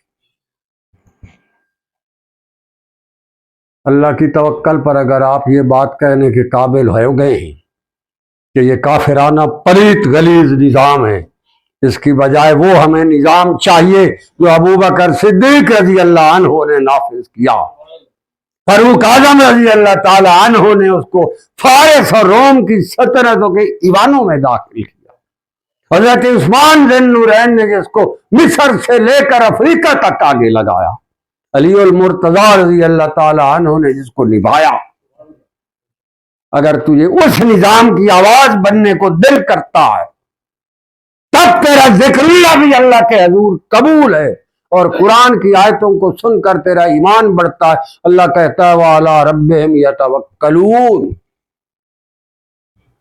اگر تیری مجھ پر توکل ہوگی تو پھر تیرا ایمان ہوگا، ورنہ ڈرامے مت کرو۔ اس لیے میں کہا کرتا ہوں کہ تولیت علیہم اور توکل علی اللہ تو بعد کی بات ہے، یہاں تک پہنچنے کے لیے اللہ جو کہتا ہے میرے پاک نام کا ذکر کرو، یہاں سے ابتدا تو کرو۔ میرا پیغام یہ ہے، ابتدا تو کرو، شروع تو کر دو اپنے دل کی گہرائیوں سے، کیونکہ اللہ نے ذکر اللہ کی نسبت دل سے کی ہے۔ وَإِذَا ذُكِرَ اللَّهُ وَجِلَتْ قُلُوبُهُمْ، ان کے دل جو ہے وہ لرز اٹھتے ہیں۔ وَبَشِّرِ الْمُخْبِتِينَ الَّذِينَ إِذَا ذُكِرَ اللَّهُ وَجِلَتْ قُلُوبُهُمْ۔ انسان گناہ گار ہے، ہم سب گناہ گار ہیں، میں سب سے زیادہ گناہ گار ہوں، مجھے اس میں کوئی ہچکچاہٹ نہیں، مگر اللہ کے نام کے ساتھ تو کھڑے ہو جاؤ، کرو گناہ، چلو ہو جو گئے ہیں ہوتے ہیں۔ اس ماحول میں ہم رہتے ہیں، یہاں یہ کچھ ہی ہونا ہے اور وہاں نیکی پر تو کوئی مشکل ہی ہے۔ اگر یہ ظلم کاری بیٹھے ہو تو پھر اللہ کے نام کے ساتھ تو نسبت نہ چھوڑو، اس کا دروازہ تو نہ چھوڑو، اس کے پاک نام کے ذکر کو تو کبھی نہ چھوڑو، چاہے جو مرضی ہو جائے۔ وہ کہتا ہے والذین اذا فعلوا فاحشۃ او ظلموا انفسهم ذکروا اللہ فاستغفروا لذنوبهم ومن یغفر الذنوب الا اللہ۔ وہ کہتا ہے تو جتنے بھی گناہ گار ہے، گناہ کی تو جس گھاٹی میں پڑا ہوا ہے، جتنے بڑے آگ کے علاوہ میں تو پڑا ہوا ہے، تم سے جتنی بڑی فواہشات ہو چکی، اور ظلموا انفسهم، جتنا بڑا اپنے آپ پر ظلم ڈھا چکے ہو، ذکر اللہ، میرے پاک نام کو تھام لو، میں تجھے بخش دوں۔ آؤ، یہ قرآن کی آیتیں ہیں بھائی صاحب۔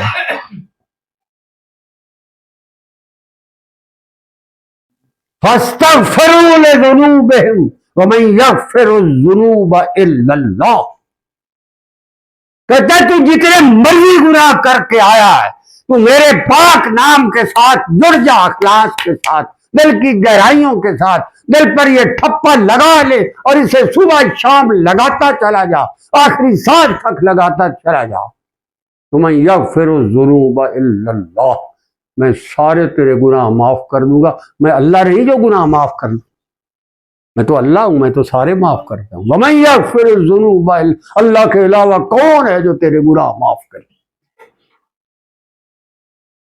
مگر ساتھ کہتا ہے وَلَمْ يُصِرُّوا عَلَىٰ مَا فَعَلُوا، بار بار میرے ساتھ ڈرامے بازی نہ کرو، کر بیٹھے ہو تو بس میرے حضور آ جاؤ اور پھر میرا بوا کبھی نہ چھوڑو، ہر وقت یہیں بیٹھے رہو۔ لَمْ يُصِرُّوا عَلَىٰ مَا فَعَلُوا، جو کر بیٹھے ہو بار بار نہ کرو، چھوڑ دو، میرے ساتھ کھڑے ہو جاؤ۔ جس کو یہ کیفیات عطا ہوتی چلی جاتی ہے، اس کی پھر ترقی ہوتی چلی جاتی ہے۔ اللہ کہتا ہے یہ جس کو میری ذات کے ساتھ نسبت ہو جائے اور توکل آ جائے، پھر کیا ہوگا؟ الذین یقیمون الصلاۃ، پھر میں نماز کو اس کا گہنا اور اوڑھنا بچھونا بناؤں گا، پھر میں اسے نمازی بناؤں گا، ورنہ تو ڈرامے ہی کرتا پھر رہا۔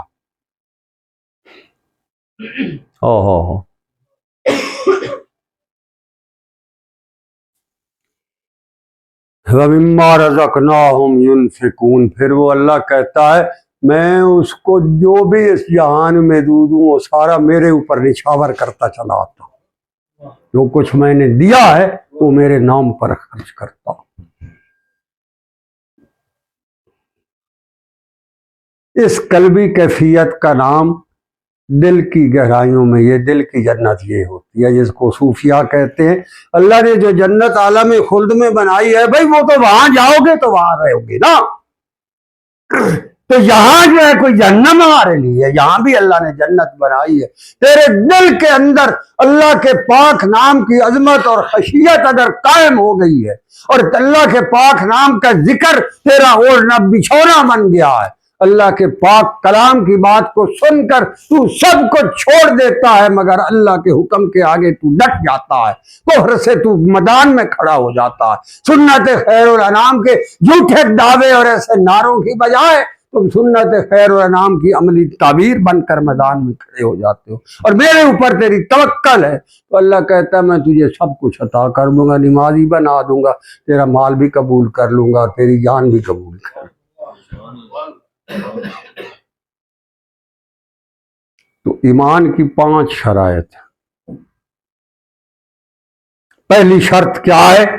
انما المؤمنون الذین اذا ذکر اللہ، ذکر اللہ، ایمان، یہ ایمان کی پہلی شرط، اذا ذکر اللہ، ذکر کرو، مگر ذکر کے ساتھ شرط بڑی عجیب ہے، وجلت قلوبہم، ارے تیرا دل بھی مانتا ہے یا اندر دل سے تو حرامی بنا ہوا، جھوٹ بول رہا ہے، دنیاوی مفادات کا اسیر ہے، اور اوپر سے تو ذکر اللہ کر کے اپنے کوئی ساتھ الو سیدھے کرنا چاہتا ہے۔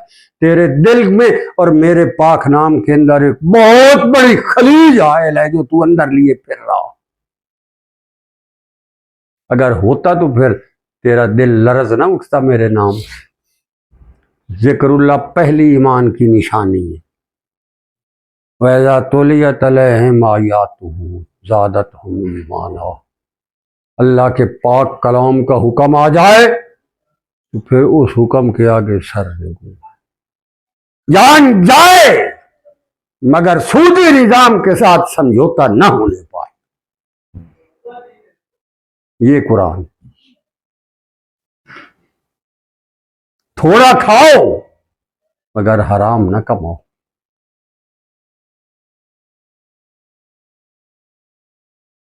یہ آیتیں والا ربہم یتوکلون، اور پھر اللہ کہتا ہے نتائج میرے پر چھوڑ دو، میں تھوڑی سو بھی زیادہ کر دوں گا، میں ذمہ وار ہوں تمہارا۔ یار کتنی بڑی ذمہ واری ہے، کہتا میرے پہ تو توکل کرو۔ یہ تیسری بات ہوگی۔ جس کو ذکر اللہ نصیب ہوگا، اللہ اور اس کے رسول کا حکم اور قرآن اور سنت خیر الانام اس کے سر کا تاج بنتا چلا جائے گا، اللہ پر توکل بہت مضبوط ہوتی چلی جائے گی، اقامت صلاۃ آئے گی اس کے اندر، اور جو کچھ اس کے پاس ہوگا اللہ کے نام پر نشاور کرنے کو ہر دم تیار ہوگا۔ یہ 5 وصف ہے جو ایمان کی شرح بنیادیں ہیں، اس پر پرکھو اپنے آپ، جس پر امام حسن بصری رحمۃ اللہ علیہ جیسی ہستی بھی کہتی ہے مجھے نہیں پتا میں مسلمان بھی ہوں کہ نہیں۔ وہ کہتا ہے مومن تو وہ ہے، وہ کہتا ہے یہ 5 باتیں بتا کر پھر کہتا ہے اولئک ھم المؤمنون حقا، فرمایا حق مومن یہی، یہ وہاں پرکھ ہوگی بھائی۔ ذکر اللہ کے اتنے بڑے پاکیزہ اور مقدس عمل پر اگر اتنی لمبی لمبی گز، اتنی لمبی زبانیں کھول کھول کر بکواس اور خرافات کرتے پھر رہے ہو تو تم تو پہلی سیڑھی پر ہی پھر۔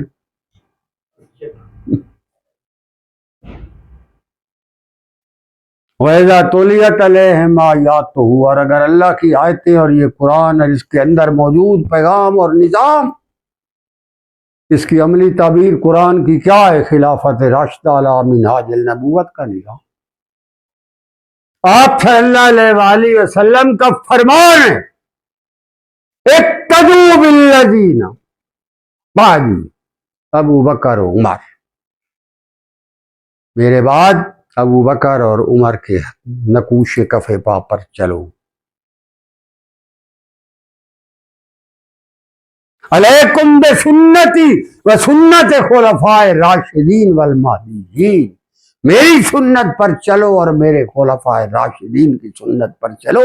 یہ جمہوریت اور بابا اور 73 کا لعنت آئین وہ ہے جو اللہ کی طرف سے آیا، جبرائیل امین لایا، طلب اطہر محمد رسول اللہ تک اس نے پہنچایا، اور آپ صلی اللہ علیہ وآلہ وسلم کی زبان حق ترجمان سے ہم تک آیا، ہم اس آئین کے اوپر ایمان رکھتے ہیں۔ بات اپنے ایمان درست کرو، جس کے اندر یہ 5 خصلتیں آ جاتی ہیں، اللہ کہتا ہے اولئک ھم المؤمنون حقا، میں اس کا ایمان مجھے قبول ہے، حق ایمان وہ ہوگا، میں وہاں پرکھوں گا اس ایمان پر۔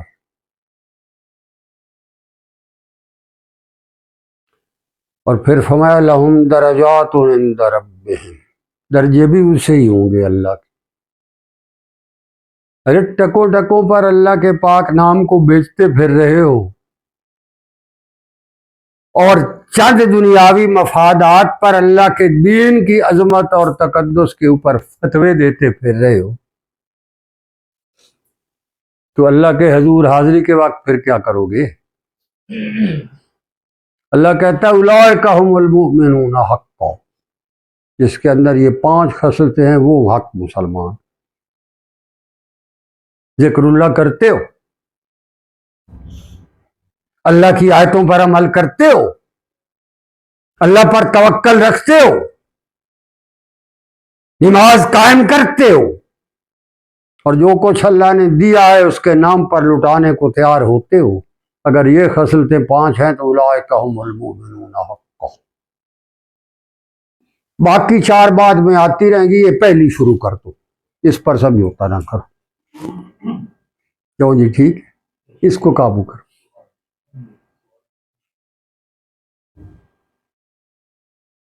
یہ آئیں گی تو باقی سارا کچھ آ جائے گا۔ لہم درجات عند ربہم، بڑے درجے ہیں میری طرف سے تمہارے لیے، تو کہتا ہے میں بڑے درجات دوں گا تمہیں، اللہ کے پاس بڑے درجات ہیں، جنت میں بھی اتنے درجات ہیں کوئی سوچ نہیں سکتا۔ آپ صلی اللہ علیہ وسلم کی عجیب حدیث مبارکہ ہے، فرمایا جو علیین میں نیچے والے جنتی ہوں گے نا، وہ جب اوپر والوں کو دیکھیں گے تو انہیں اوپر والی جنت والے ایسے نظر آئیں گے جیسے یہاں زمین پر کھڑے ہو کر آسمانوں پر ستارے دیکھتے۔ یہ حدیث مبارک، جو وہ والے اوپر دیکھیں تو وہاں اور کوئی اوپر ستارے، جیسے یہاں سے ہم ستارے جگمگ کرتے ہوئے دیکھتے ہیں، اسی طرح ایک جنت والے جب دوسری جنت والوں کو دیکھیں گے تو وہ دوسرے ان کو ایسے نظر آئیں گے جیسے یہاں سے ہمیں ستارے نظر آتے ہیں۔ اور اس حدیث کی عجیب دوسری ایک روایت عجیب ہے، تو اسی طرح تم جب علیین میں اوپر سے دیکھو گے تو تمہیں ستارے چمکتے ہوئے نظر آئیں گے، وہ اعلیٰ پائے کے جنتی ہوں گے، اور ان میں ابو بکر و عمر بھی ہیں۔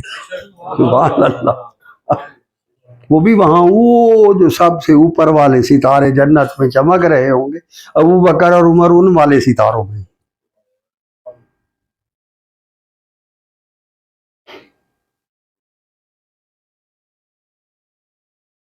آپ صلی اللہ علیہ وسلم کی حدیث ہے کہ جب قیامت برپا ہوگی تو زمین میں سے سب سے پہلے میں اٹھوں گا، اور میری ایک انگلی ابو بکر نے پکڑ رکھی ہوگی اور ایک عمر ابن خطاب نے پکڑ رکھی ہوگی، ہم تینوں کٹھے اٹھ کے جنت کی طرف جائیں۔ روئے زمین کا سب سے رذیل ترین کافر وہ ہے جو ابو بکر اور عمر کی شان کا گستاخ، کبھی ان کے ساتھ رابطہ نہ رکھنا، وہ جہنمی ہے پکا۔ جن پر احادیث یہ آپ صلی اللہ علیہ وسلم نے فرمایا ابو بکر صدیق رضی اللہ عنہ کی شان ایسے ہی ہے جیسے انبیاء میں ابراہیم علیہ السلام اور عیسیٰ علیہ السلام کی شان۔ عمر ابن خطاب کی شان کی ایسی مثال ہے جیسے حضرت نوح علیہ السلام اور حضرت موسیٰ علیہ السلام کی مثال ہے۔ عمر ابن خطاب کا مزاج ان ہستیوں پر، تو ان کے ایمانوں کے بارے میں شک کرتا پھرتا ہے، ایسے جہنمی سے بچ جانا، کبھی اس کے نزدیک نہ جانا، کبھی اس ریب میں نہ پڑنا۔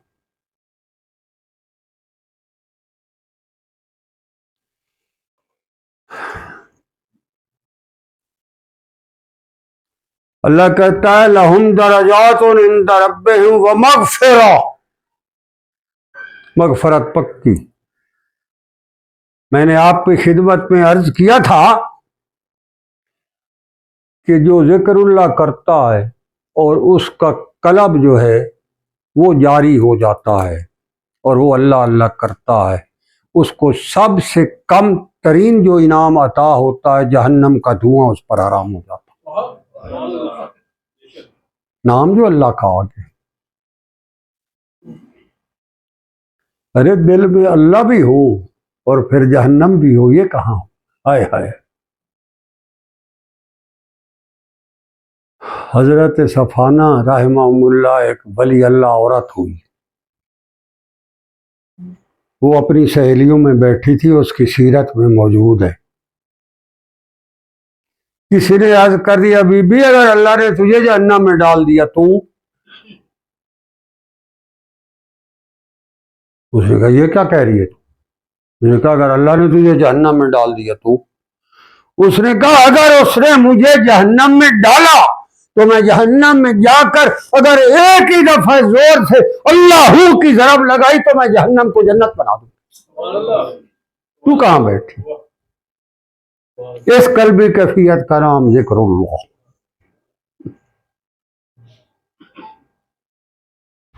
کہتا جہنم کہاں اور اللہ کا نام، میں نے ایک ہی دفعہ جب اس کے نام کی ضرب لگائی تو جہنم جہنم نہیں رہے گی، جنت بن جائے گی۔ جن کے قلوب اللہ کے نام پر دھڑکتے ہیں وہ اس جہان میں بھی جنت میں رہتے ہیں۔ وہ جو ایک بادشاہ تھا نا، اس کو رات کو نیند نہیں آ رہی تھی، تذکرۃ الاولیاء میں اہل اللہ کے احوال دیے ہوئے، اس کو نیند نہیں آ رہی تھی، محل کی بالکنی پہ کھڑا تھا، باہر اس کی نظر پڑی ایک درویش گدڑی پوش تھا، وہ کہیں سفر سے آتا آتا وہ تھکا، چاندنی رات تھی، اس نے اپنی گدڑی سر کے نیچے دی اور سو گیا۔ جب صبح کے آثار نمودار ہوئے، اس نے اپنی چھاگل نکالی، جا کے وضو کیا اور اسی گدڑی پر کھڑا ہو کر اللہ اکبر۔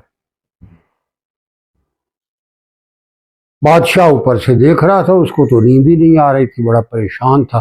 جب صبح ہوئی تو اس نے درباریوں کو کہا وہ جو باہر ایک درویش پڑا ہوا تھا رات کو، اس کو ادھر لے آؤ پکڑ کے۔ وہ لے آئے دربار میں، اس نے اس سے پوچھا بتا تیری رات کیسی گزری؟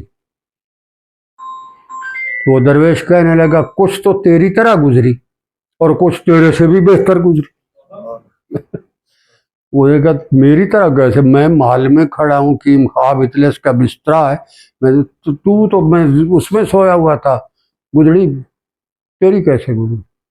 اس نے کہا تجھے تو نیند آئی جو نہیں، اگر تجھے آتی تو جو بادشاہ سوتا وہ بھی وہی نیند لیتا جو میں فقیر زمین پر سویا ہوں، مجھے بھی اسی طرح نیند آئی۔ جب بندہ سو گیا تو چاہے جہاں بھی ہے وہ سو گیا۔ کہا تو میرے سے بہتر کہاں سے گزر گئی؟ اس نے کہا جب میں اٹھا میرے اللہ نے مجھے توفیق دی، میری اس سے دوستی تھی، اس نے مجھے توفیق دی، میں نے اٹھا، اپنی چھاگل سے پانی نکالا، وضو کیا، میں وہیں کھڑا ہو کر اس سے باتیں کرنے لگا، تو بھوکتا رہا، تجھے تو کچھ بھی نصیب نہ ہوا، تیرے سے تو کہیں افضل میری زندگی گزر گئی، تیرے پاس کیا تھا؟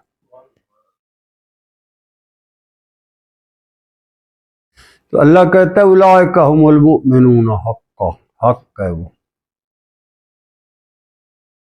لہم درجات عند ربہم، بڑے درجات ہے اس کے پاس، جنت کے درجات کی کوئی انتہا نہیں، کوئی پتہ نہیں۔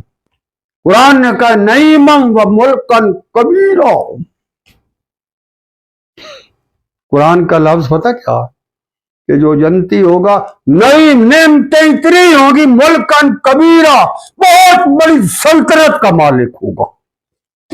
ملکن کبیر، اللہ نے دنیا کو ملکن کبیر نہیں کہا، اس کو گھر کہا ہے، متاع الغرور۔ گھر کا مطلب ہے آپ کے پاس یہ ہے نا تلی، اس پر کوئی چیز رکھے ایسے مسئلے، پھوکا لگائیں اڑ گئی، اس کو گھر کہتے ہیں۔ اللہ کہتا ہے دنیا کی حالت ہی مگر جو جنتی ہوگا، جو کم سے کم جنتی ہوگا، اس کی جو سلطنت ہوگی، جہاں وہ ختم ہوگی دوسرے جنتی کی سلطنت شروع ہوگی۔ اللہ کہتا ہے نعیما و ملکن کبیرا،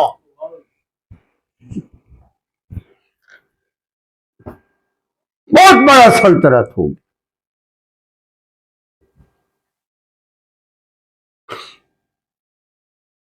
بعض صوفیاء کہتے کہ جو کم سے کم جنتی ہوگا، جس محل میں وہ رہے گا، جو جنتی جو چھوٹے سے چھوٹا جنتی ہوگا، جس محل میں وہ رہتا ہوگا، اس محل کے 44,000 کمرے،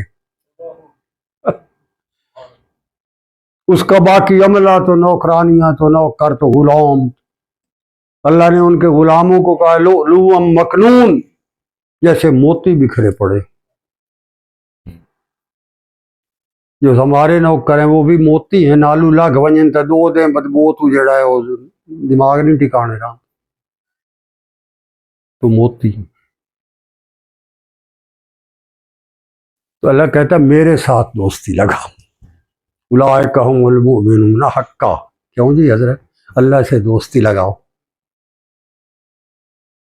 یہاں بیٹھے ہوئے تجھے اللہ کا عرش، جیسے حارث بن مالک رضی اللہ عنہ نے فرمایا تھا اللہ کے رسول صلی اللہ علیہ وسلم میں یہاں کھڑا ہوں تو اللہ کا عرش دیکھ رہا ہوں، جنتیوں کے لیے جنت کے دروازے کھلتے ہوئے اور ہنستے ہوئے جنت میں داخل ہوتا دیکھ رہا ہوں، پل صراط پر جہنمیوں کو کٹ کٹ کر جہنم کے الاؤ میں گرتے دیکھ رہا ہوں۔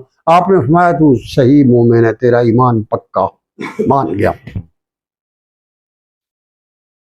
اللہ کہتا ہے اولئک هم المؤمنون حقا، یہ حق مومن، اصل مسلمان یہ ہے۔ لہم درجات عند ربہم، بڑے درجات،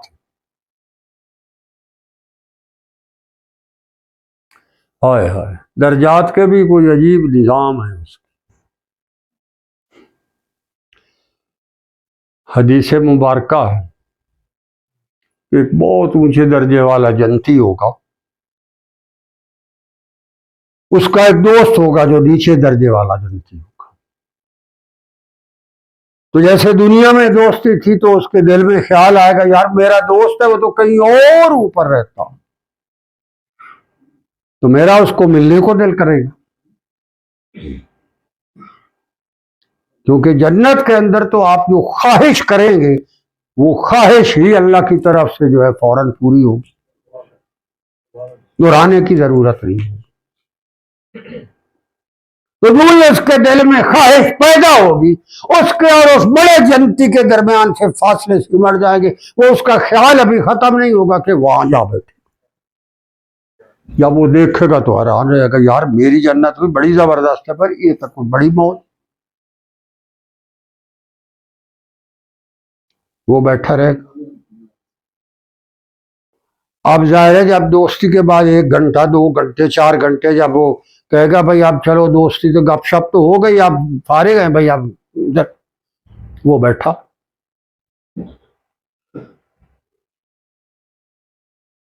اب وہ جانا نہیں چاہتا کیونکہ وہ جنت اسے مزہ آ رہا ہے اس میں جہاں اپنی چھوڑ کر اوپر بیٹھا۔ تو اللہ تبارک و تعالی وہ نیچے والے جنت کی جو جنت ہے اس کو بھی اوپر والے جنت کی طرح بنا دے۔ اس کہ تیرا دل نہیں تو ہم تجھے وہ جنت تیری بنا جاؤ۔ وہ کہے گا اچھا جی السلام علیکم میں چلے آؤں۔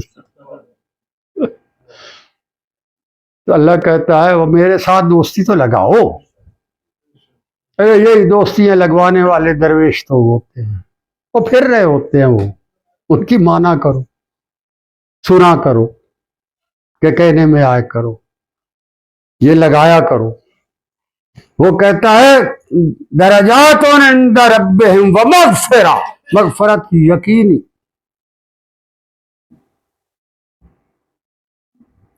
میں آپ کو ایک اور بات بتا دوں، آ گئی ہے میرے قلم پر۔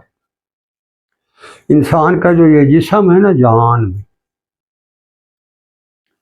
یہ کثیف ہے، مٹی آگ پانی ہوا کا بنا ہوا ہے۔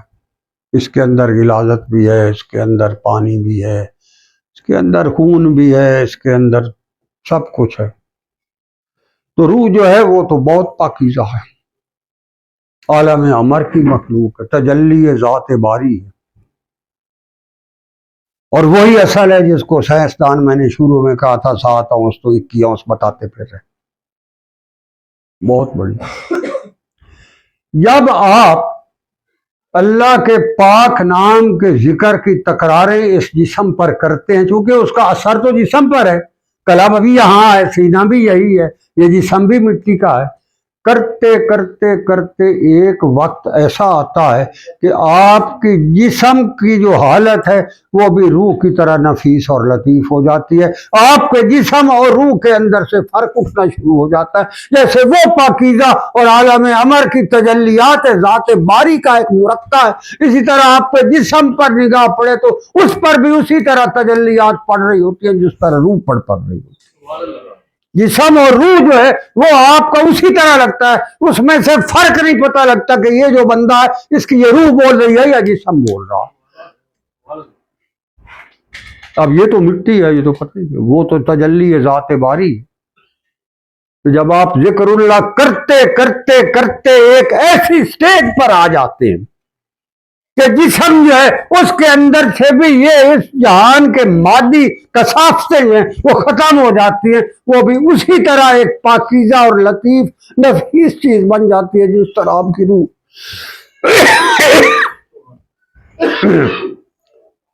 حضرت رحمت اللہ علیہ فرمایا کرتے تھے الحمدللہ امت محمدیہ میں یہ بندے صرف ایک ہاتھ کی انگلیوں پر گنے جا سکتے ہیں، بس جن کو یہ کیفیت عطا ہے وہ بندے ایک ہاتھ کی انگلیوں پر گنے جا سکتے ہیں، جن کی روح کے اوپر روح نے اتنی جسم پر اللہ کے نام کی ضربیں لگائی کہ روح نے جسم کو بھی روح بنا دی۔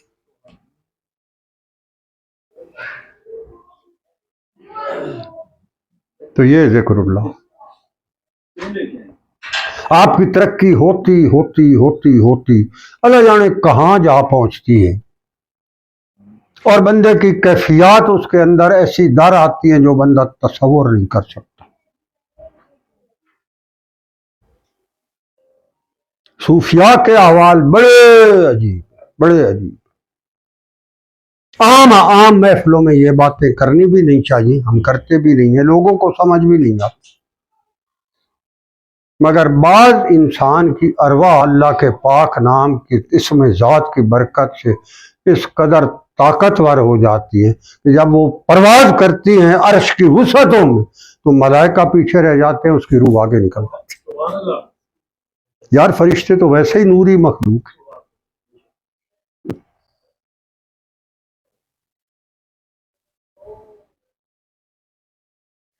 اس کی بنیاد وَإِذَا ذُكِرَ اللَّهُ وَجِلَتْ قُلُوبُهُمْ، اللہ کے نام کی ضرب پڑے تو تیرا دل لرز اٹھے، اور جب اس دل پر یہ کیفیت آئے گی سارے جسم میں پھیلے گی تو اس کی برکت سے تیرا جسم کثیف نہیں رہے گا، لطیف ہو جائے گا۔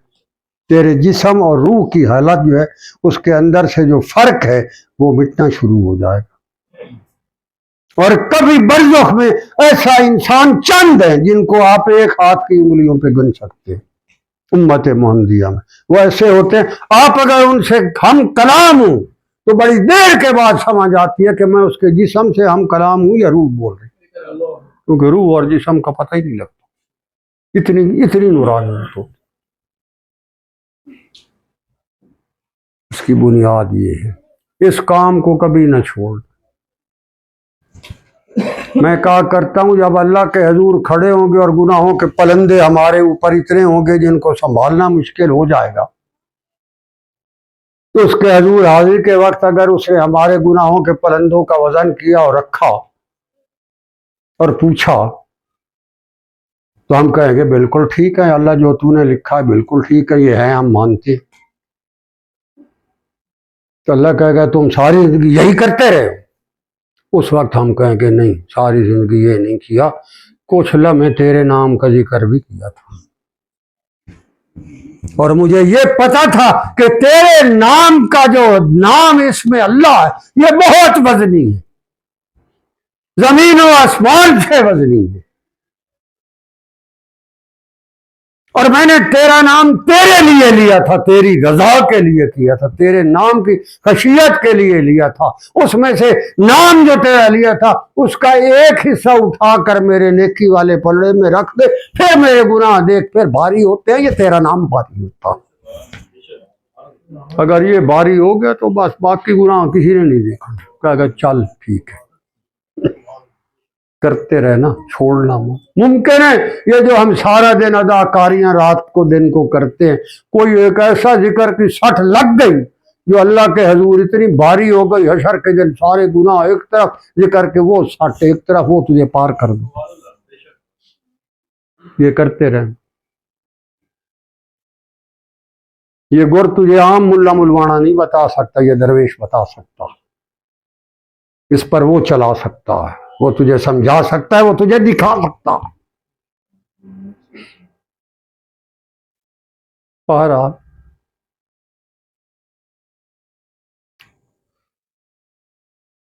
یہ جو اللہ نے ایمان بتایا ہے، ایمان حق اصل مومن کون ہے، اس کی 3 نشانیاں بتائیں گے۔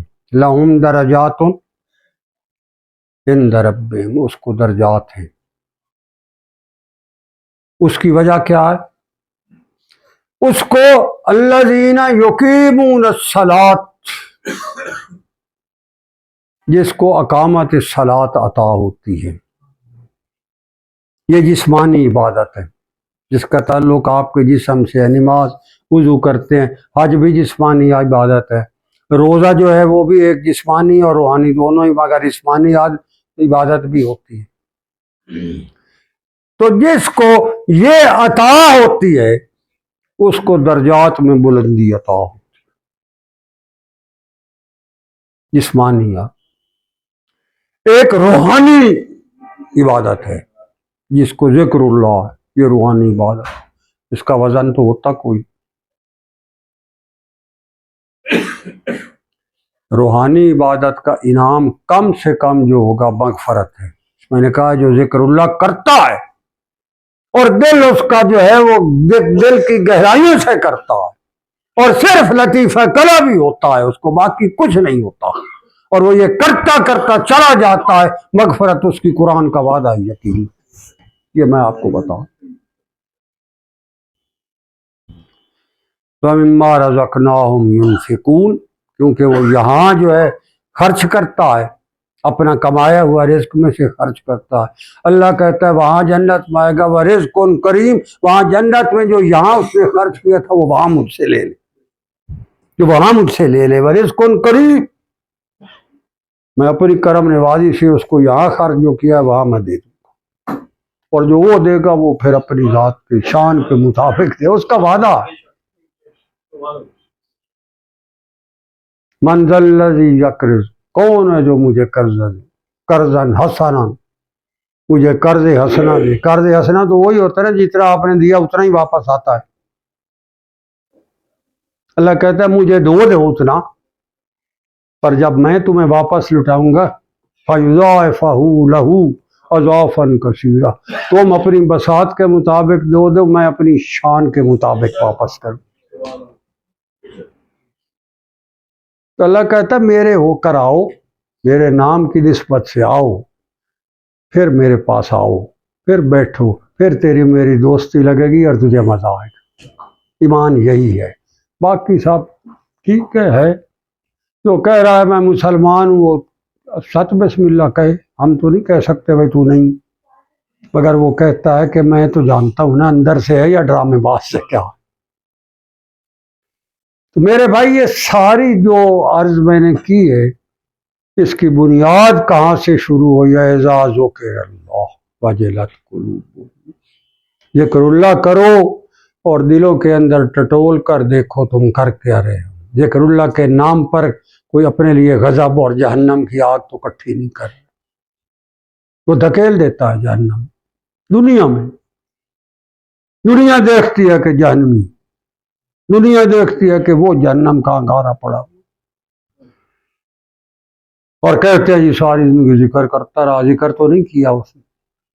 اگر ذکر کرتا وجلت قلوبہم، اس کے دل کی گہرائیوں میں ذکر کا نور ہوتا، اس کی روح میں ہوتا، اس کی قبر کے ذروں میں ہوتا، اس کے کفن کے دھاگوں میں ہوتا. وہاں تو کچھ نہیں، یہاں اندھیرا. اللہ کے ساتھ دو نمبری نہ کرو، بالکل نہ کرو، 100% سیدھے چلو. اور جو وہ کہتا ہے تولیت علیہم آیاتہ، یہاں اللہ کا ہمارے اسلام کا حکم آ جائے، سنت خیر الانام کا حکم آ جائے، باقی سب ختم، وہی ٹھیک. اس کا نتیجہ توکل علی اللہ وعلی ربہم یتوکل، توکل اللہ. پھر یقیمون الصلاۃ، اللہ کہتا ہے پھر ہم تمہیں اپنا بنا لیں گے. وَيُؤْتُونَ الزَّكَاةَ وَيُقِيمُونَ الصَّلَاةَ وَمِمَّا رَزَقْنَاهُمْ يُنْفِقُونَ. یہ اقامت صلاۃ جو ہے اس کے اوپر کفر نے بڑی گراؤنی سازش کی، بہت گراؤں. یہ جو کرونے کے چکر میں اٹھا کر اس نے اقامت صلاۃ کی دھجیاں اکھیڑ دی، اور گندا بے دین فاسق اور فاجر طبقے کو ذرا ترس نہیں آیا مسلمانوں پر. انہوں نے اٹھا کر ان کفر کے پراپیگنڈے کا اس حد تک شکار ہوئے کہ انہوں نے مسجدوں کی رونقیں ختم کر دی، تالے لگا دیے، 5-5 فٹ پر بندے کھڑے کر. اللہ پناہ. اور جنہوں نے یہ پراپیگنڈا کیا کفر اور یہود نے، وہ اپنے فٹ بال کے میچوں میں ماسک بھی اتار کر 10-10 لاکھ بندہ انہی دنوں میں اپنے فٹ بال میچ دیکھتا رہا. یہ آپ نے میڈیا پر دیکھا. وہ خود یہ کرتے رہے اور ہمیں ڈراتے رہے.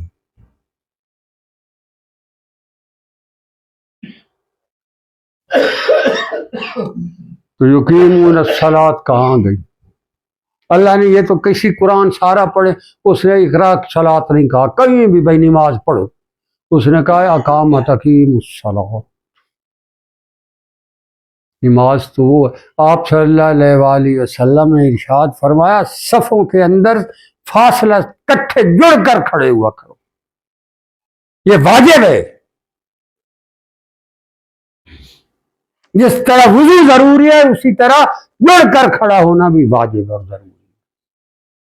آپ کو یاد ہوگا فاروقی دور کے اندر جو کتابوں میں موجود ہے، آپ صلی اللہ علیہ وآلہ وسلم کے بعد جب آپ نماز پڑھایا کرتے تھے تو جب مکبر تکبیر کہتا تھا پیچھے مڑ کر دیکھتے تھے، اگر کوئی ذرا سا بھی فاصلہ ہوتا تو اپنے محراب میں پڑے ہوئے عصا کو اٹھا کر اس کے گٹوں پر مارتے تھے کہ تجھے کھڑا نہیں ہونا، اقامت صلاۃ۔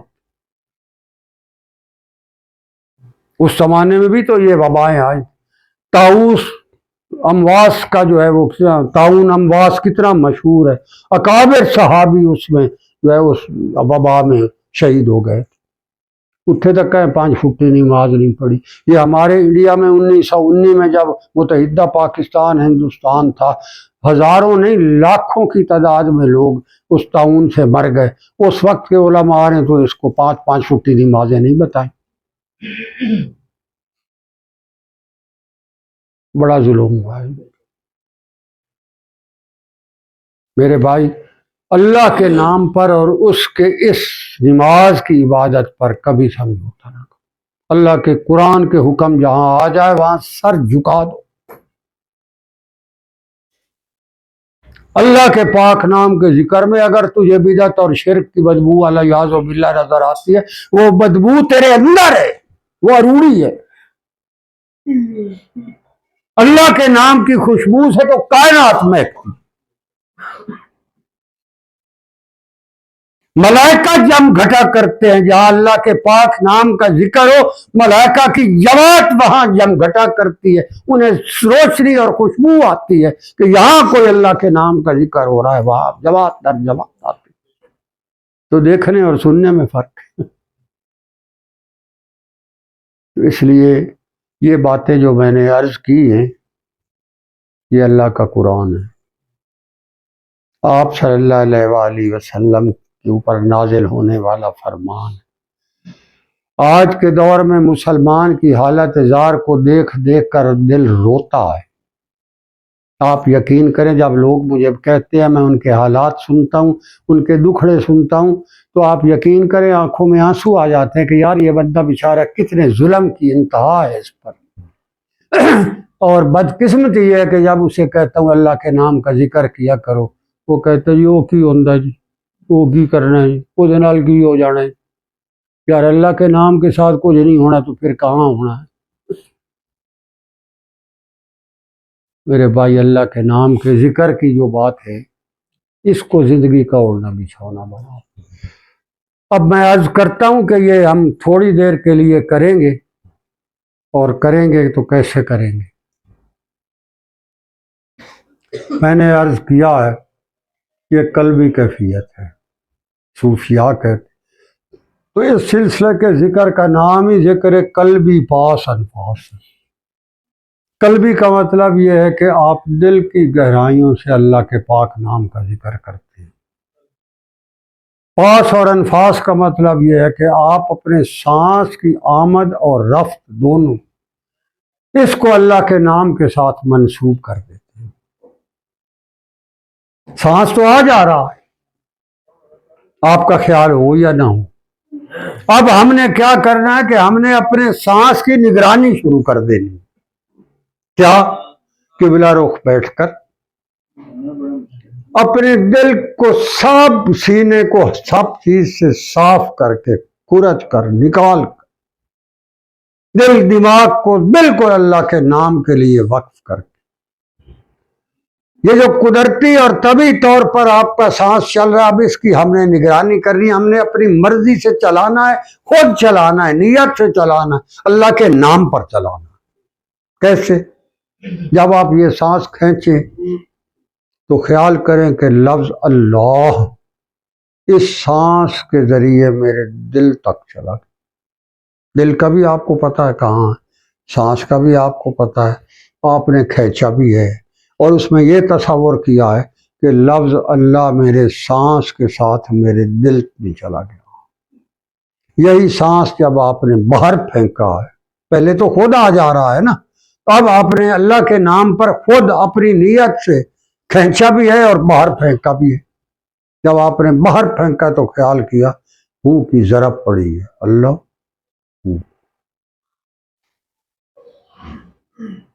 آنکھ بند کر کے توجہ ہٹا کر بیٹھنے کا طریقہ وہ جو آپ کو اچھا، مناسب، صحیح لگتا ہے، کیونکہ اگر آپ بار بار ایک غیر آرام دہ طریقے پر بیٹھتے ہیں تو پھر آپ کو بار بار آپ کا پہلو بدلیں گے، آپ کی توجہ ہٹ جائے گی۔ اس لیے آپ ایسے بیٹھیں جیسے آپ کو بیٹھنے میں آسانی ہو، اور اس کے بعد قبلہ رخ بیٹھنا عبادت کے لیے یہ سنت مبارکہ ہے، اسلام کا کرینہ ہے۔ باجماعت بیٹھ کر کرنا یہ حسن اسلام ہے، ہر کام باجماعت ہے۔ ہم کہتے ہیں آنکھیں بند کر لے تو اس کا مطلب ہے آپ ادھر ادھر دیکھیں گے کون کیسے کر رہا ہے، وہ کیسے کر رہا ہے۔ اگر آپ آنکھ بند ہوگی تو آپ کی توجہ اپنی ذات پر ہوگی۔ اس کے بعد نیت کے طور پر ہم پہلے تیسرا کلمہ پڑھتے ہیں، سبحان اللہ والحمدللہ ولا الہ الا اللہ واللہ اکبر ولا حول ولا قوت الا باللہ العلی العظیم، اعوذ باللہ من الشیطان الرجیم، بسم اللہ الرحمن الرحیم۔ اس کے بعد آپ خیال کریں کہ 3 دفعہ زبان سے نیت کریں، اللہ اللہ اللہ ہوں۔ پھر اب زبان سے نہیں، اب سانس کی نگرانی شروع کر دیں۔ اللہ کا نام تھا، میرے سانس اندر آیا، میں نے اللہ کا نام بیچ میں داخل کیا اور دل تک لایا اور پھر باہر نکالا تو ہو کی ضرب لگا۔ توجہ پوری طرح اللہ کے نام کی طرف رہے، سانس کی نگرانی ہوتی رہے اور اللہ کا پاک نام آتا اور جاتا ہے۔ یہ ذکر قلبی خاص الفاظ ہے جو اہل اللہ کرتے آئے ہیں، جو اللہ نے فرمایا اذا ذکر اللہ وجلت قلوبہم، تمہارے دل جو ہے اس تک اس کا اثر جائے اور یہ ڈر جائے اور اللہ کے نام کی ہیبت اس پر طاری ہو جائے، اللہ کا ہو جائے، اللہ کے لیے دھڑکنا شروع کر۔ اس طریقہ ذکر کو سلسلہ نقش بندیہ اویسیہ کہا جاتا ہے۔ اب تھوڑی دیر کے لیے اللہ کے پاک نام کا ذکر کرتے ہیں، آپ قبلہ رخ ہو کر بیٹھ جائیں، طریقہ جیسے میں نے عرض کیا ہے اسی طرح ہوگا۔